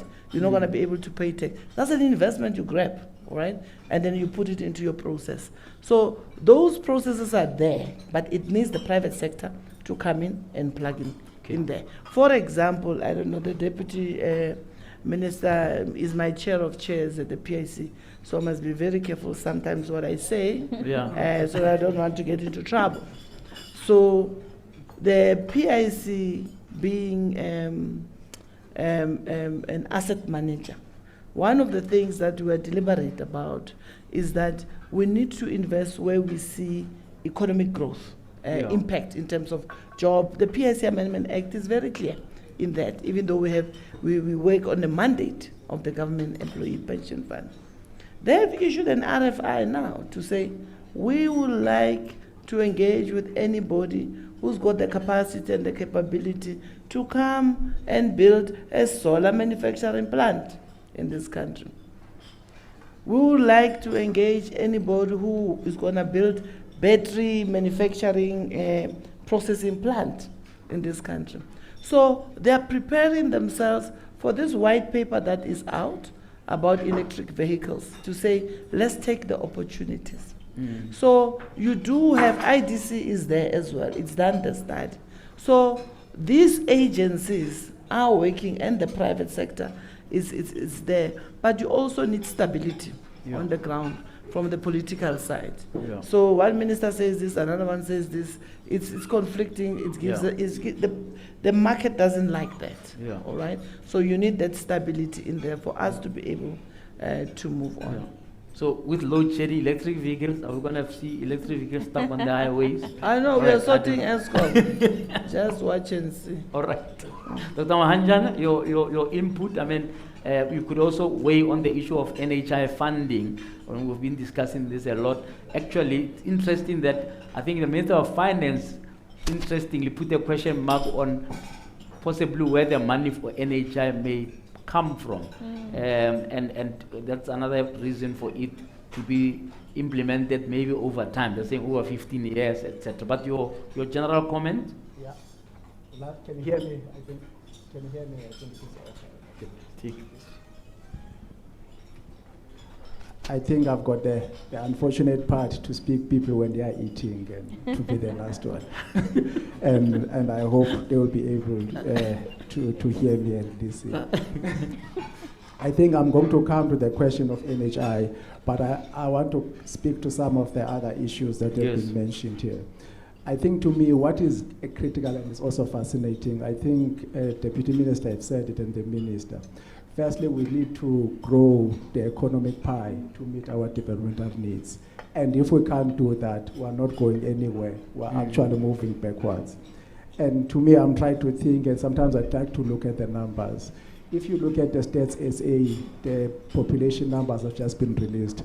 On average, for the last 10 years, South African population has been growing about 1.8%. But our GDP has been growing less than that. You can see the results by outcome, unemployment, increasing the youth unemployment.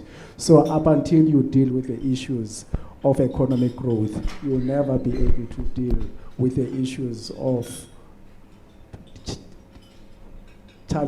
dealing with challenges of our developmental needs. So one issue, for example, people keeps on mentioning it is that, no, these things will be sorted out if you deal with the issues of electricity. We've spoken a lot about Transnet, but we know it post-financial crisis, this economy has not been growing fast. There's been an NDP that has never been, we never achieved any of those targets. So even if you fix electricity and Transnet, you'll go back where you were and unemployment is going to increase. We've got countries that don't have electricity like Nigeria. It's growing at some point in time faster than us. You've got DRC, they don't have logistics, they don't have Transnet. Mines, they invest in the transporting of mines, and sometimes they deliver them in South Africa, was growing faster than us. So let's not limit ourselves on what sometimes we know. It could be from the base, but we have to look beyond what is available. And sometimes it's intuitive, and people are happy, they say there's no tax increases. But government indirectly increased our tax for all of us sitting here by not adjusting our tax brackets through inflations. They've gotten in 18 billion rands by increasing taxes. But that is, and to me it is fascinating, is that When you increase taxes in a declining economy, I'll just make a crude example just for simple numbers in maths. If our tax rate compared to GDP is about 25%. So if our GDP is 100 rand, government is making 25 rand of that. If our GDP goes down to 50, even if they increase the tax to 40%, they'll still get less money compared to that going forward. So if you don't deal with issues of economic growth, we are not going to go anywhere.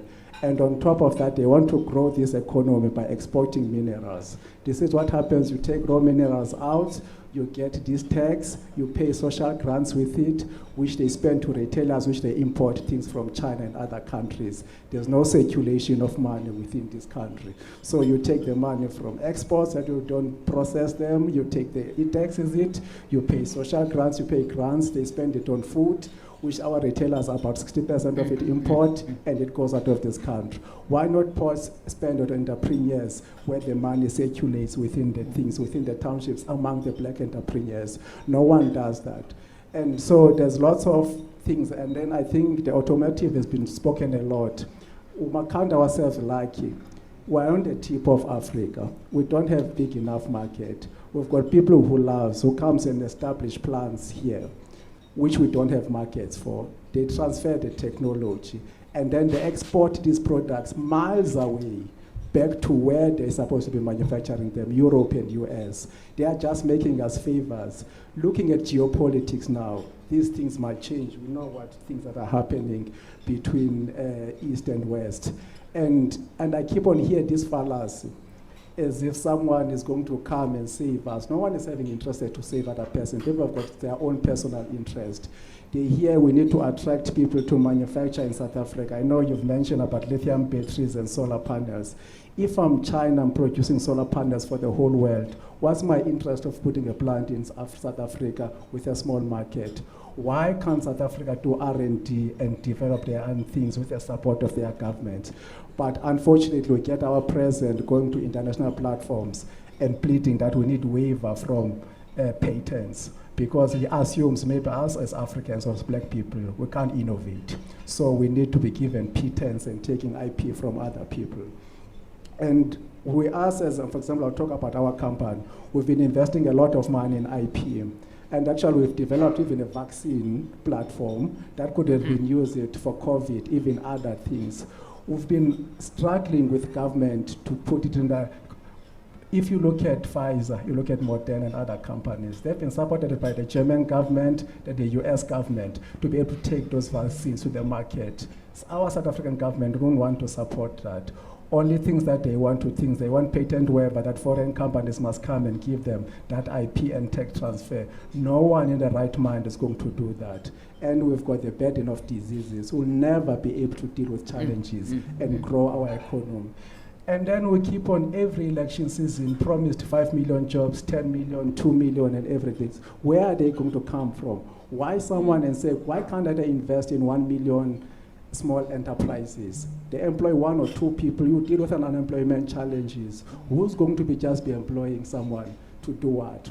Because no one is going to industrialize. We are just consuming imported stuff. So there's nothing that is going to happen. Even the manufacturing that we're having is people are doing in favors. All those OEMs, they can squeeze the next day and leave here. There'll be no impact. They don't have any reasons to be here, except the taxes that we're giving them to be What here. gives you hope? What gives you hope in all of what you have said? But can you give me one thing I can hold on to that will give you hope about something that can trigger this economic growth? It's the change of mindset. It's the change. So what we want to do now, because we know what we've been doing, and we want to go back. It's almost like romanticizes the 80s, the 60s. For example, I grew up in rural areas. In the past, I know the apartheid system was bad in the homelands. We used to have fields to be able to plant. Seeds were provided by government.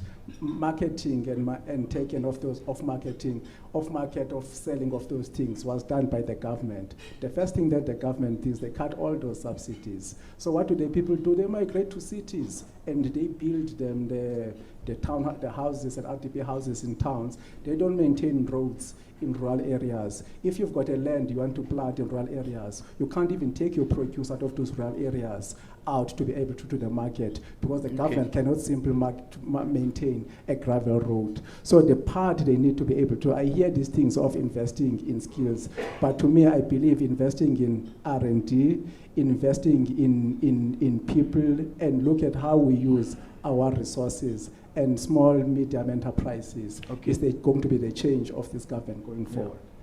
Before I give back to your Deputy Minister, Prof, can you just give me one big idea in your view that can trigger economic growth? Because all of these things we're talking about, including what you are saying about, the fact that we have bought time to do certain things. What would be this one thing? And I know that the government has 3 months, but assumably they will have 5 more years, assumably. Well, let me put it in this way. Yes, Prof. Just pass on the microphone. It's not working. Let me put it this way. Yes. We've got to be pragmatic. We don't have a clean slate to write on, and there's an election coming with its own dynamics. Yes. But let's say, but there are some things we must get on with, irrespective.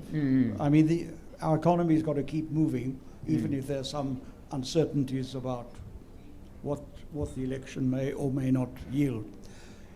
The first point I want to make is a more specific question to the Deputy Minister, and then I'll deal with the broader answer.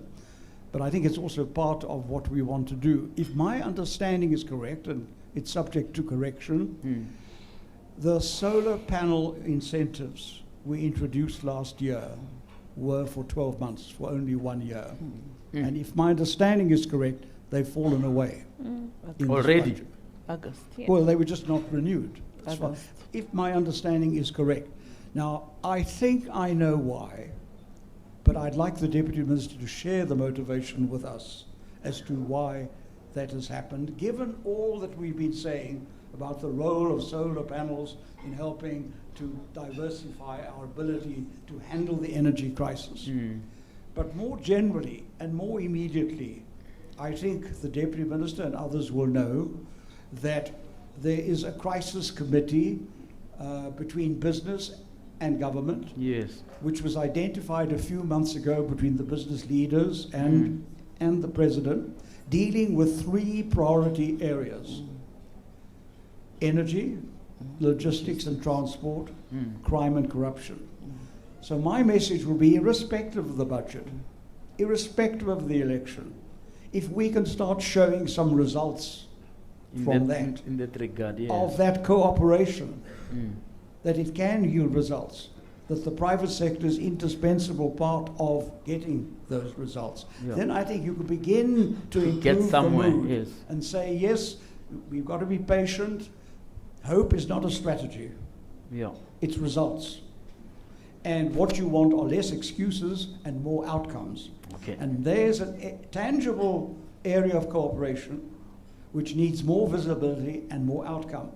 Things are happening, but they need to be brought into the light so people say, yes, it's not all negative.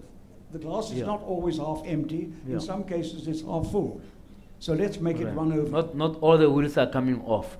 Okay, DM, let me give you, before I get back to the audience now for some engagement. Without taking over from you, can Prof explain why he thinks we have stopped?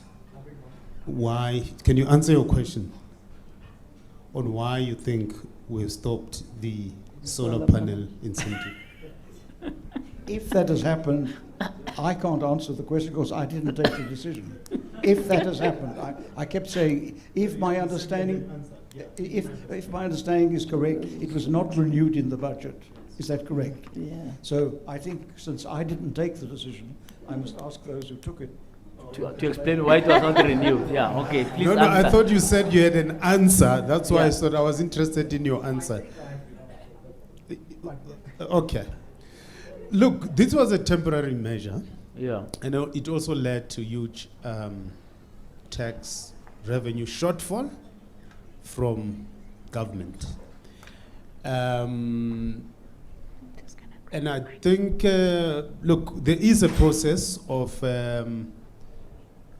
I think it was Kandani who made the point that we presented this budget and we'll expect feedback. If you don't agree with it, let's get feedback on what you guys think about this decision. And one of the criticism we got as you're thinking about your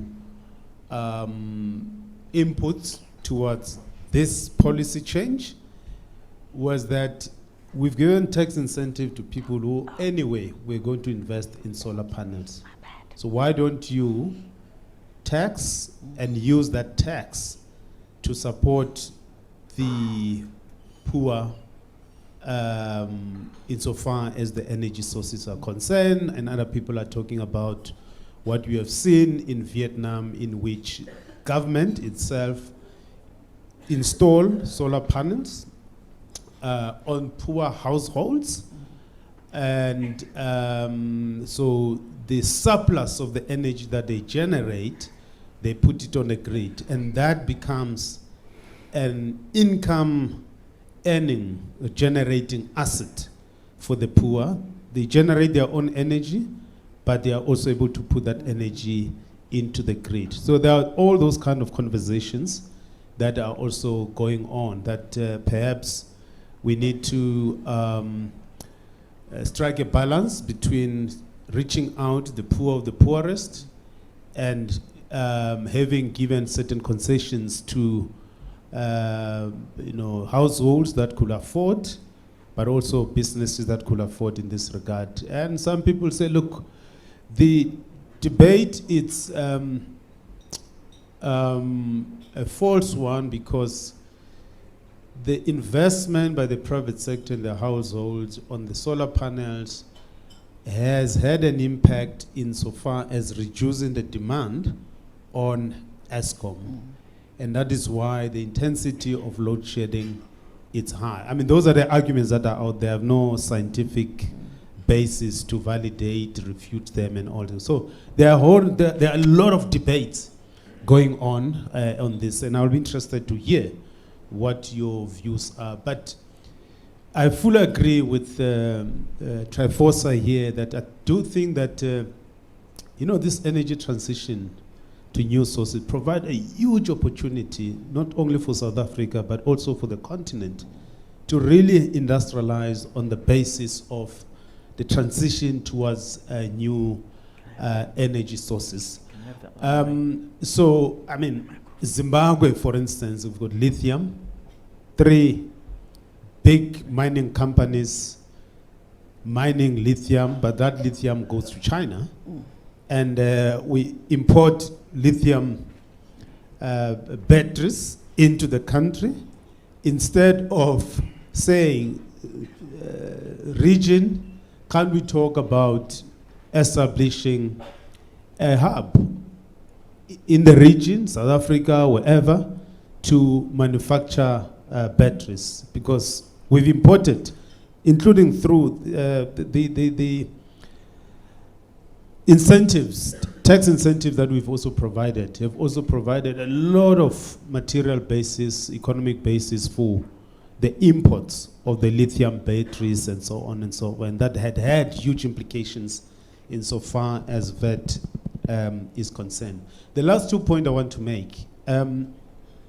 We should not underestimate what President Ramaphosa did insofar as these patent waivers that we fought for in the context of COVID, fighting COVID and all that. And and the beauty, and let me also make a general point about these patent issues without underestimating the importance of intellectual property rights. The beauty of being late in the market, late in development, is that you don't have to repeat what those who have invented have done. That's the beauty about the backwardness. The advantage of backwardness, as economic development theorists will tell you, is that the advantage of backwardness is that you don't have to repeat what others have done before. So I don't think that we should underestimate this particular question, and I fully agree with you that R&D innovation is important, but you don't have to start new things that have been done by others. You can build on that. That is quite important in that regard. The last point that I also want to make around tax to GDP ratios. And having said that there are dangers in increasing tax, there's a limit at which you can generate tax. But, you know, that's not a big issue for me. The tax to GDP ratio, it's not a big issue as long as that tax is used to provide better services to people. People will be willing to pay as long as you're providing services. No way, favorite example, when government said, look, we don't have enough money to continue to provide this service, we're going to allow the private sector to take over. And people say, no, no, no, no. You are the best service provider in this. We are willing to pay more tax. And their tax to GDP ratio is quite high. Why? Because they are getting better services. So if the tax to GDP ratio is big and services are poor, people don't see value in paying tax and all that, that really, really undermines the basis for them to, there's no incentive for people to basically pay tax. So I don't think sometimes we need to be focusing on ratios. South Africa tax to GDP ratio is this, and not go beyond what gets into the usage of the public resources. As long as you're going to have corruption, all this kind of problem, there's no service delivery, people will say, don't touch my tax. I'm not interested. So we have a huge responsibility as government to improve the quality of the services to a point where people will do what they are doing in Norway and Sweden. Say, no, we're willing to pay more in order for us to get the services. Well, you guys have revolted against the e-tolls.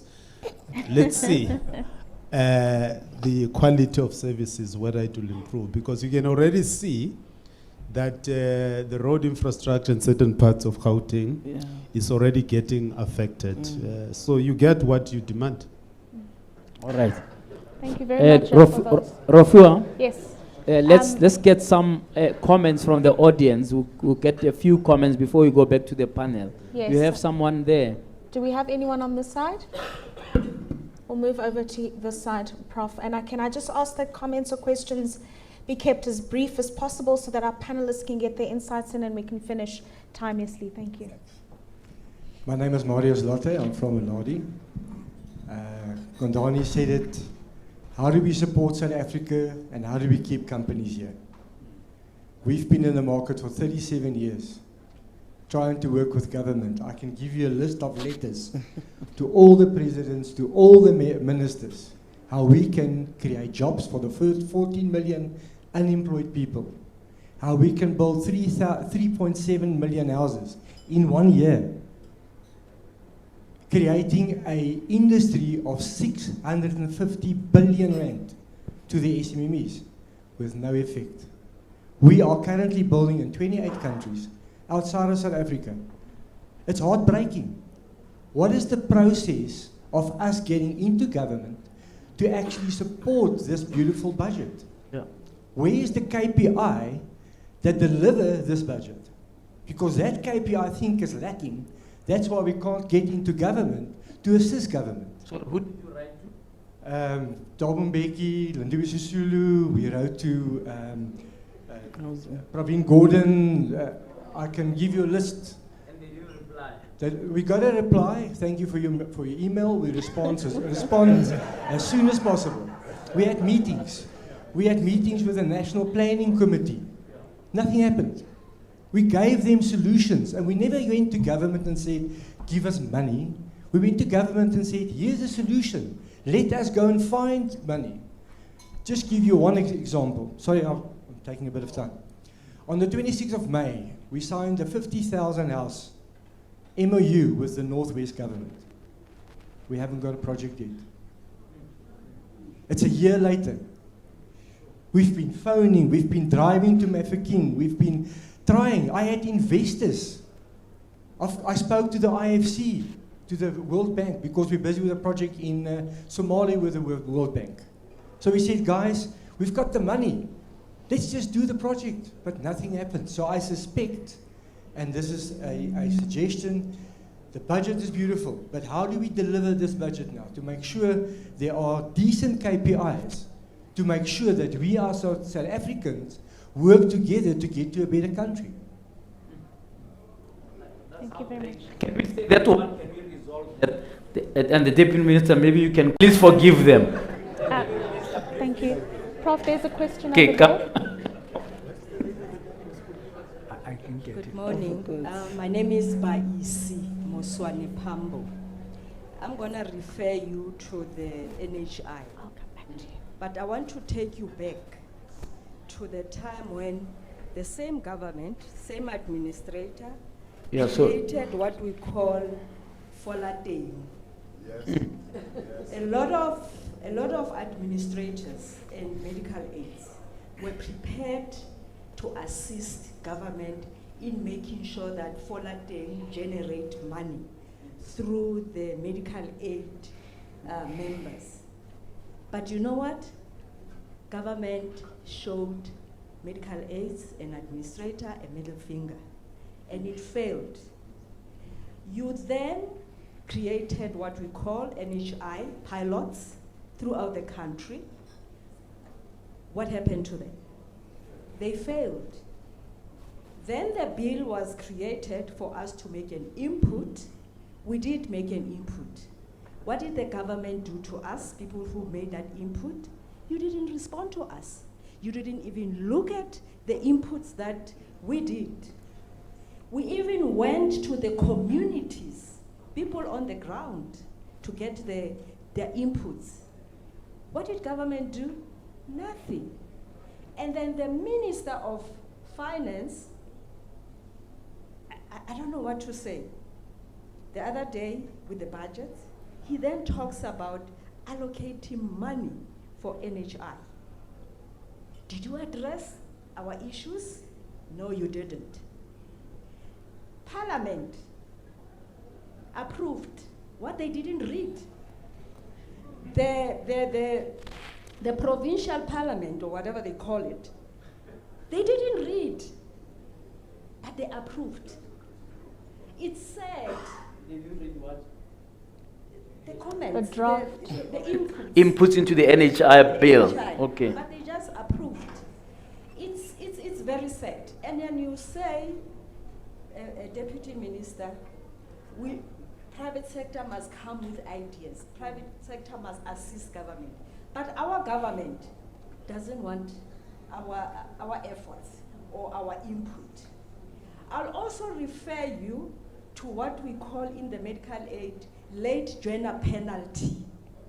You know the decision when government took it, you were not looking at us, the brown people. You were looking at making it difficult for the white or pink or purple or peach people to have a problem with the medical aid. You've made the medical aid so difficult that Gogo Dlamini, because Gogo Dlamini never belonged to a medical aid since she was born, we impose 75% penalty. Do you know if your contribution is 1,000, let's say 1,000, right? Gogo Dlamini is going to pay 1,700. Sure. And 50 as a late joiner penalty for the rest of her life. Our government is only looking at themselves. It doesn't look at people like myself or the rest of us here. You've got a medical aid called PAMED. You go to better hospitals. Just visit Paul Kruger in Rustenburg. Do yourself a favor, Deputy Minister. Or go to Haramkua. I'll give you an example before I sit down. A young girl was admitted in Haramkua Hospital. She was pregnant and the baby died while she was pregnant. Guess what? That baby was taken out of her womb 7 days later. and then you want us to trust you, please do something. Thank you.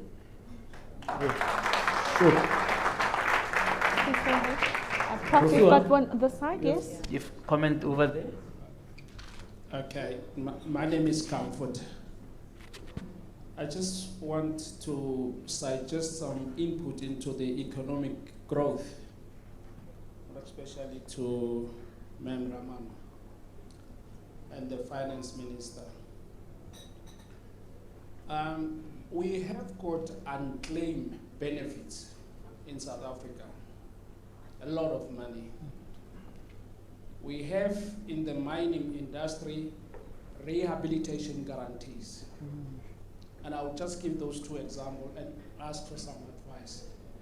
To say, instead of us tapping into the reserve from the Reserve Bank, we know what happened to our fuel in terms of those guarantees, which the reserve was sold. I am thinking, if we can get some clean legal mind and clean traders, for sure, banks are trading with our money. I'm not saying government money. But if we go and look at the rehabilitation guarantee, which the mine owner has to rehabilitate the land after 20, 30, 40 years when he finished the mining, can't we get some legal guys and financial guys within the government and let them use this money and trade with it? Whether you take it to the bank or you take it to Switzerland, they know how to trade, they know how to mirror. Then you can generate enough money with that money, because it's only going to be used after 40 years or 30 years. These unclaimed benefits are sitting there. Either the insurance company don't know who they belong to, or I don't know. But if we've got a legal mind to say, if the government trade with this money, they will be within law, then we use those things. And with that, I don't think we'll never go back and tap into the reserve. Otherwise, we don't know what that money is happening, whether from the insurance company, for those people that died, they are using it for their own thing, they are using it in building houses and so on. I'm just giving these two examples. There are more of these funds that are sitting. We can't just leave this money sitting there. If we are legally okay, let's trade with that money. There are platforms. I mean, finance DM will know more about that than me. And with those kind of monies, we can surely go to social housing and then do the backlog. If you go back and look into those social housing, it's a mess in terms of what they need to do and what they are doing. Go to your exploration. You can even go take on this rehabilitation guarantee money, go to the government mining company, assist people in drilling and all those things. Thanks. Okay, let's take one more here before we go back to the panel. Thank you. My name is Kayas Kosana, and I'll be speaking on behalf of the Board of Healthcare Funders. I'm mindful of the fact that my chairperson is here as well. What the budget tells us is that we are a welfare state that consistently spends more than it earns, and we finance the shortfall through borrowing. Now imagine a situation where in your household you are going through some financial troubles. The money that you spend far outweighs your income, and you've maxed out your credit. The level of debt, your bonds, bank loans, personal loans, mashonisa loans, and all of that is sitting at around 75% of the value of your assets. Then one day you walk into a BMW dealership and you sign for one of those expensive German cars without even checking how much it's going to cost you. We would consider that to be quite reckless, wouldn't we? Yet that is exactly what we are doing with the NHI. The signing of the bill is imminent. As soon as the president gets his pen, we are made to believe that he's going to sign it. Yet we don't know how much it's going to cost. During the NHI public healthcare consultations, we asked the question as the industry, how much is it going to cost and where is the money going to be found? We were told that Treasury would answer that question. The budget speech was silent on that. What we know for sure is that we cannot afford it. For one, we are running a budget deficit. Secondly, given that there's about 9 million people who are on medical aid, less than half of whom are main members who are actually paying the premiums, we know that we have less than 5 million people who can actually afford to pay for medical aid. The rest are sort of beneficiaries. But to be generous, let's say about 10 million people can afford to pay the premiums for NHI. That would still leave about 52 million people who cannot afford to pay for it, meaning that the government will have to step in and pay for those people. Now, knowing that we are running a budget deficit, this then leads us to have to go for borrowing. We are talking about building a surplus. Our midterm focus is that we will reduce our budget deficit to 3.3%, but we haven't factored things like the NHI. Unless this is just another smoke screen, we know that it's not going to happen. We're just distracting people with it. Or if it's going to happen, it's just way out, right? So that's one. The concern we have as an industry is, how do we commit the country to such a huge welfare spending, probably the biggest the country has ever seen, without even understanding how much it's going to cost us, in a sense that it's also going to require us to borrow even more.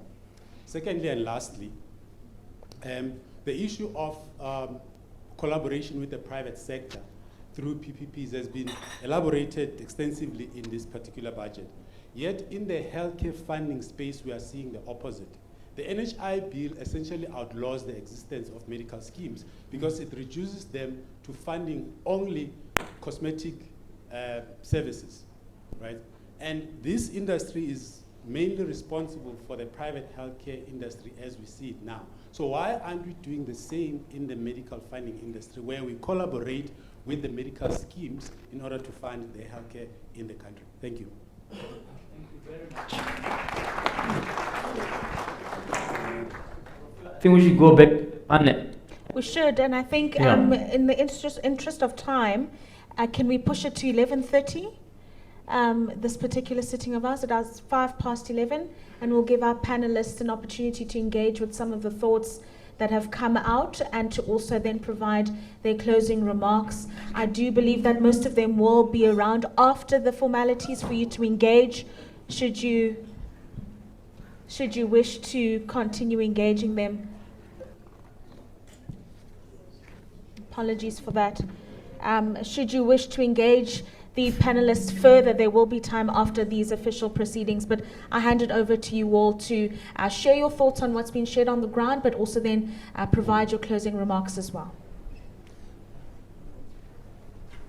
Well, if I might start the ball rolling then, just before I make any final remarks, just to remind you that in the session, a lot of what the Deputy Minister has said really resonates as answers to some of the questions that have been subsequently put. And I certainly agree with several of the issues that he's emphasized this morning, particularly as I think there's been consensus that eventually all roads lead through inclusive economic growth, that ultimately that's your destination, and that a lot of other things, not automatically, but fall into place a lot easier if you have a high growth performance. And for that, I think coming back to the issue of the welfare payments and the social wage, we must understand it's a dynamic process. If we can get the growth rate up, you can move people out of welfare into work. So that's a dynamic process. And it then makes the budget look better. The budget can then be doing some other things with whatever funds might then become available. So I think that's a very important dynamic process that puts the emphasis on why we need economic growth. Now, what sort of economic growth do we need? Well, we know the national development. I was disappointed that neither the State of the Nation address nor the budget mentioned the National Development Plan. to which we've been committed for 12 years. Because that, in a sense, also is a sense of reassurance that there's a broader framework within which these decisions are supposed to fit, and it creates more certainty. So I'm just saying that is something that needs to stay on the agenda, that for now we are committed to the NDP and we must be seen to be implementing it.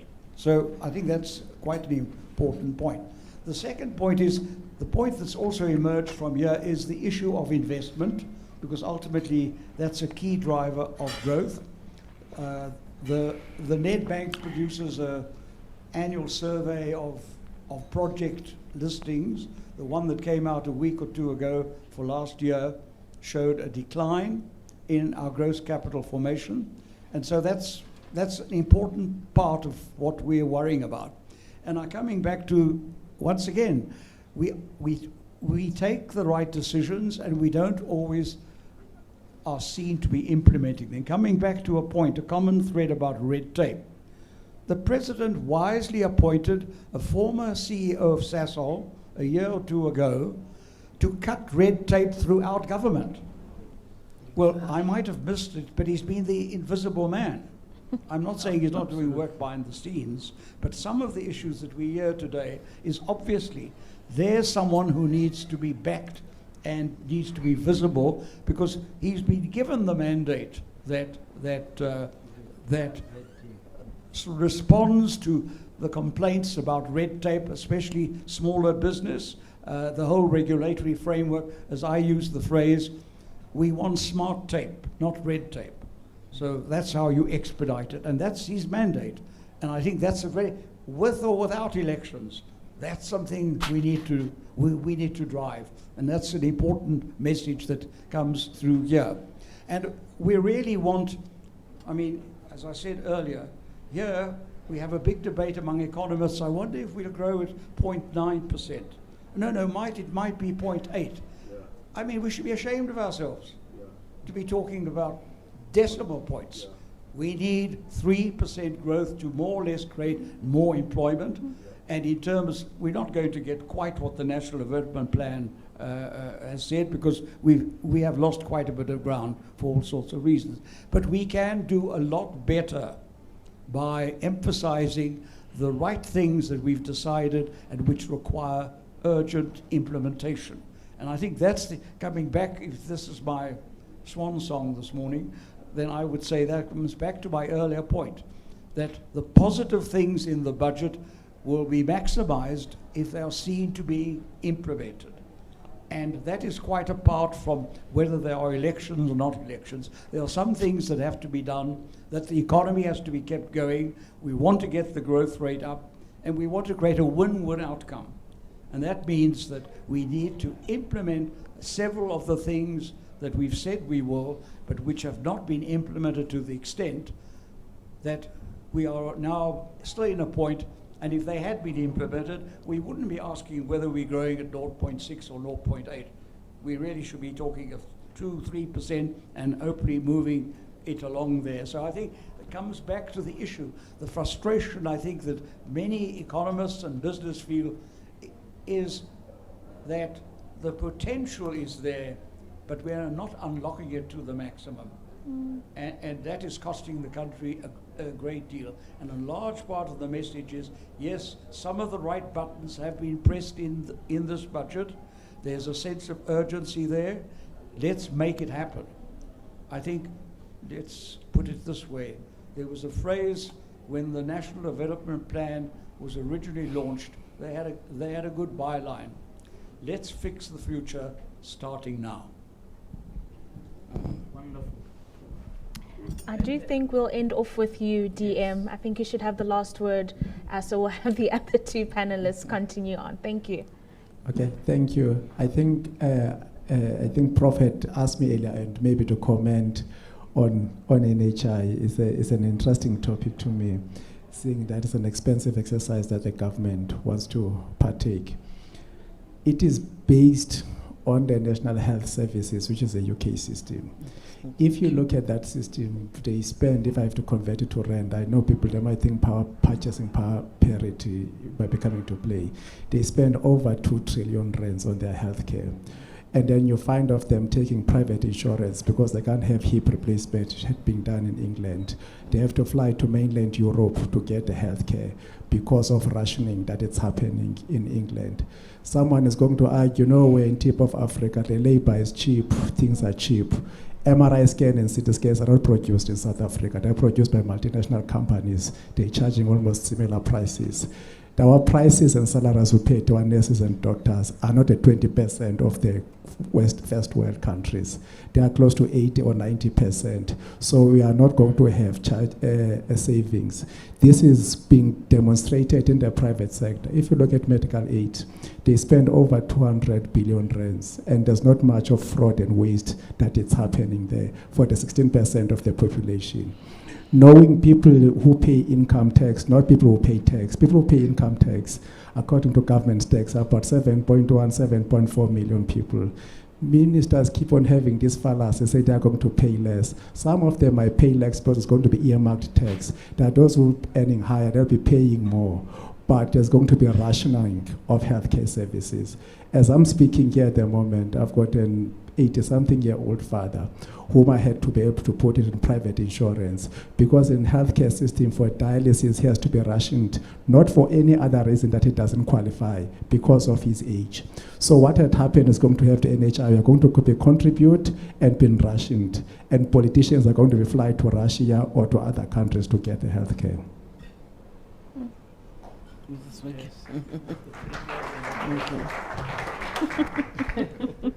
Thank you. Most of the questions were addressed to the Deputy Minister with regard to what the government can do. But I guess in the hope that is presented in the budget, we really need to be solution-driven. And the solution lies within us and engaging the government. So the economic growth, we just have us as citizens to be able to say what are the levers that we can play in terms of boosting that economic growth. I think my colleague on my raised the issue of youth. I'm very passionate about young people and youth in this country. And I get worried when you see this high unemployment rate. And then you see the generation, the future generation being demotivated in that. So on the issues of research and development, we've got universities, higher learning institutions in this country. They've got the research chairs. There's quite a lot that can be put into that. And I'll give you one simple example. At UCT, they developed one of the hydrogen technology in there. And it was, but unfortunately, according to the law or the Higher Education Act, once as a university you've developed a technology, you cannot commercialize it. So with that, we came in and supported it, and with somebody buying a portion of that in the hydrogen economy. And we're participating in this Anglo-American in terms of the hydrogen powered vehicles, in the mining vehicles. So there's opportunity in this the just energy transition. And when I'm saying we, I'm talking about the PIC. So there's a lot of opportunity in this just energy transition. It's not only about ESCOM, about the solar PVs. There's battery energy storage. And there's great opportunity out there that we really need to unpack it. And we can come and have a discussion around it because the opportunities are huge. And we can be able to do a factory here, battery processing and manufacturing plant in this country. We can be the hub of the SADC in that. So it's economic growth. We need to be intentional. We need to support entrepreneurs. I agree. We have many agencies that talks entrepreneurship, but we need to be able to get these banks in one room and have a discussion about entrepreneurship. They mustn't put entrepreneurship as a CSI. It must be intentional. It must be a capital allocation around the entrepreneurship. They can execute these banks, all right, irrespective of their, what do you call it, the Basel III in terms of the reserve margin with the regulator. They can do it. There must be that intentionality, but we need the discussion. There are opportunities. FinTech provides a lot of opportunities. So all this, they really need to be supported. And then lastly, we can create those jobs, but hey, government, we need safe environment, man. Can we be protected to stop being kidnapped? We really need a safe environment. So that's something that we need to have, what do you call it? Reatsotela of ours with the government, whereby we can engage on some of these issues and provide maybe solutions as to how we can deal with these issues. It's very important. Businesses don't want to, cost of doing business is high. You've got the construction mafia in Natal, in Mamelodi, you've got, they call them Boko Haramas. And it's very sad that we are becoming a lawless state in this country. We just need to have constructive discussions that are frank about these issues. And I think we are reaching a tipping point. And it can be done. But it just needs that will. But we must engage. Let's not just be complain. Let's also provide the solutions. Thank you. No, I agree. I think crime has become a huge economic issue in this country. The destruction that you see on rail and infrastructure and the construction mafia, this has become a big issue. And I fully agree that we need to join hands with government, the police, private sector in tackling this issue, because it has become a huge issue insofar as economic growth is concerned. Prof has put it very well.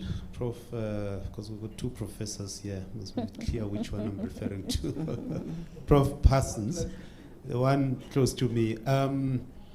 That as National Treasury, we suffer the consequences of inefficiencies in the state system. So I'm glad that I'm being crucified today on behalf of government, and I understand because colleagues, and it does take it out of this conversation. And every time I go home, when people see a government person, they don't care whether you are from Treasury or Health and Municipality. They will say, hey, you've got these problems. How are you solving them? So the departmental notion, who does what and all that, is inconsequential. People see government and they want to see service delivery.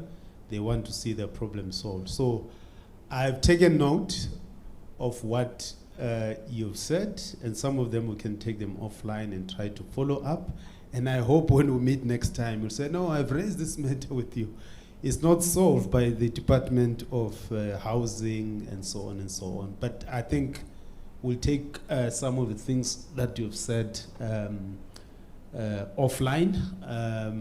We've heard you. Within our limited space with my colleagues here, we'll try to follow up on the matters that you basically raised.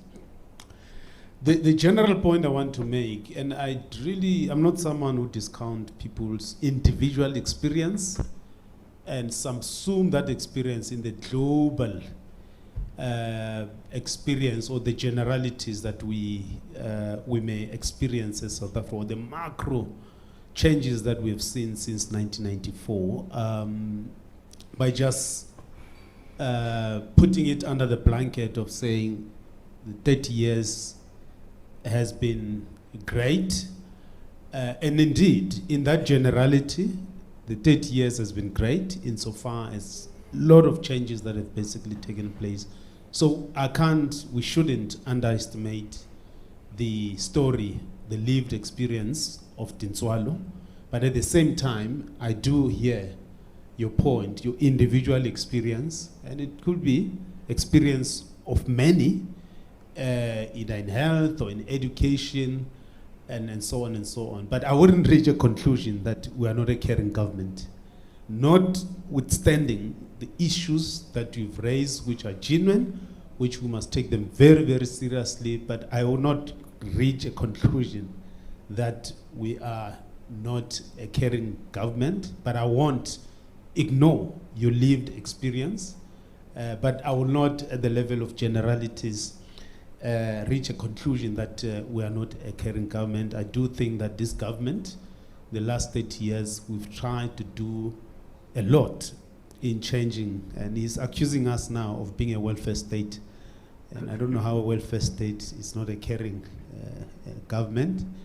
So, and I accept that there's different lived experience since 1994, but the general experience, there's been a huge transformation in this country, and perhaps we need to communicate it more. I want to make a suggestion, Professor JJ Tabane, that perhaps your frank talks must just focus on the next one, if the minister will be willing to come, of health, just to talk about NHI.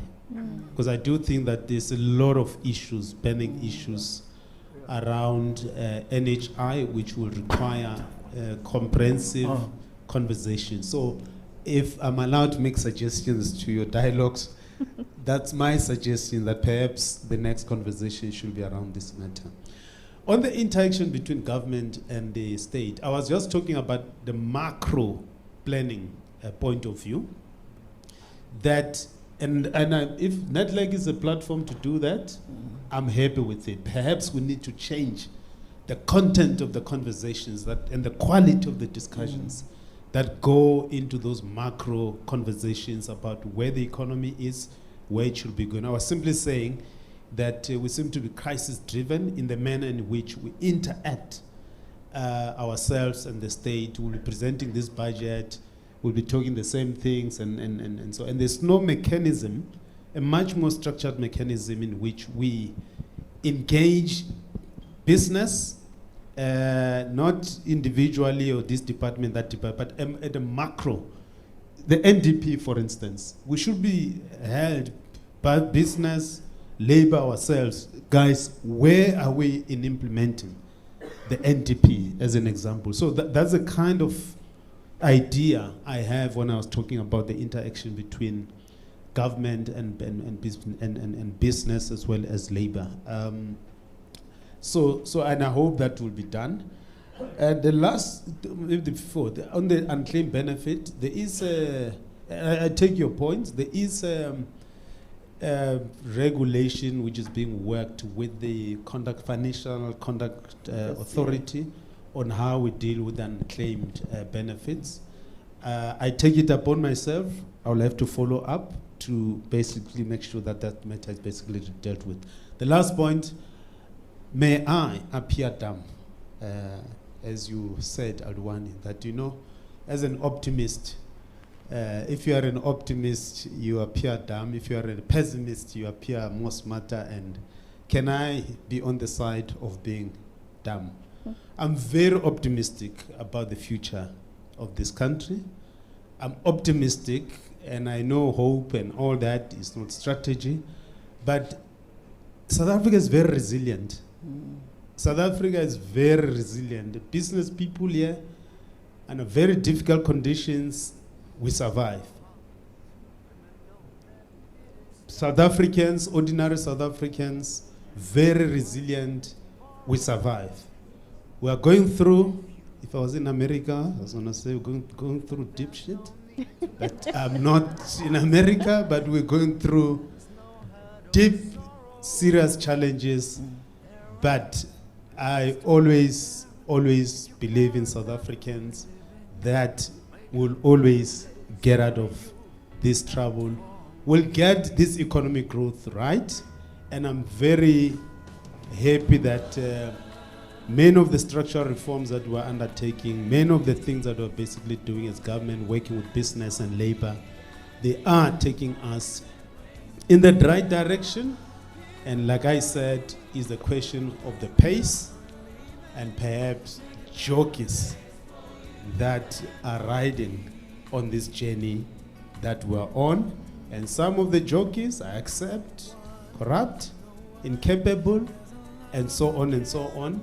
And we've got to get it right, and implementation, because many of the ideas that we've said, some are new, some are old, and we've taken note of them, and we will try to increase the pace of implementation of some of them. May I make that commitment on behalf of government, and I thank you. Thank you.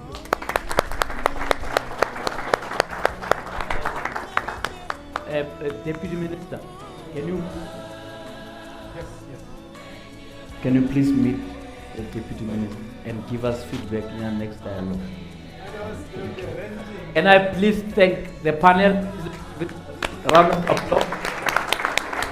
And I want to just thank one of you for being here and staying until to honor the sponsors. And I want to once again thank the sponsors and special guest here. I need to acknowledge you, Nomsa. This is the new Group Chief Executive of the SABC. And I'm acknowledging especially because eNCA broadcast this dialogue live for about an hour. And the next one, I think the SABC can broadcast it, even if I'm there. Because they are usually seen as eNCA, but I'm a child of the whole country. They will give Nomsa a round of applause and wish her well on the national broadcaster that needs somebody of your skills. Well, so thank you for being here, and we are going to work with the SABC to take dialogue to the whole continent. Thank you very much. Can I have one word of thanks, vote of thanks, start with you, Alwan, so that we can release people. Thank you, Prof, and thank you to our panelists and to everybody who joined us today. I think absolutely I feel that the conversations were very, very robust, both with the optimism and the pessimism on the other side. And thank you very much, Deputy Minister, because the optimism is what will keep us going and the resilience that we have as a people. But definitely we keep on punching and hitting hard and saying, let's do better here because we really do believe in the country and we are committed to it. Thank you. Thank you so much. Your last word, Kandani? Thank you very much. Minister, I think you'll have noticed that there has been a lot of people who attended today who want to do something.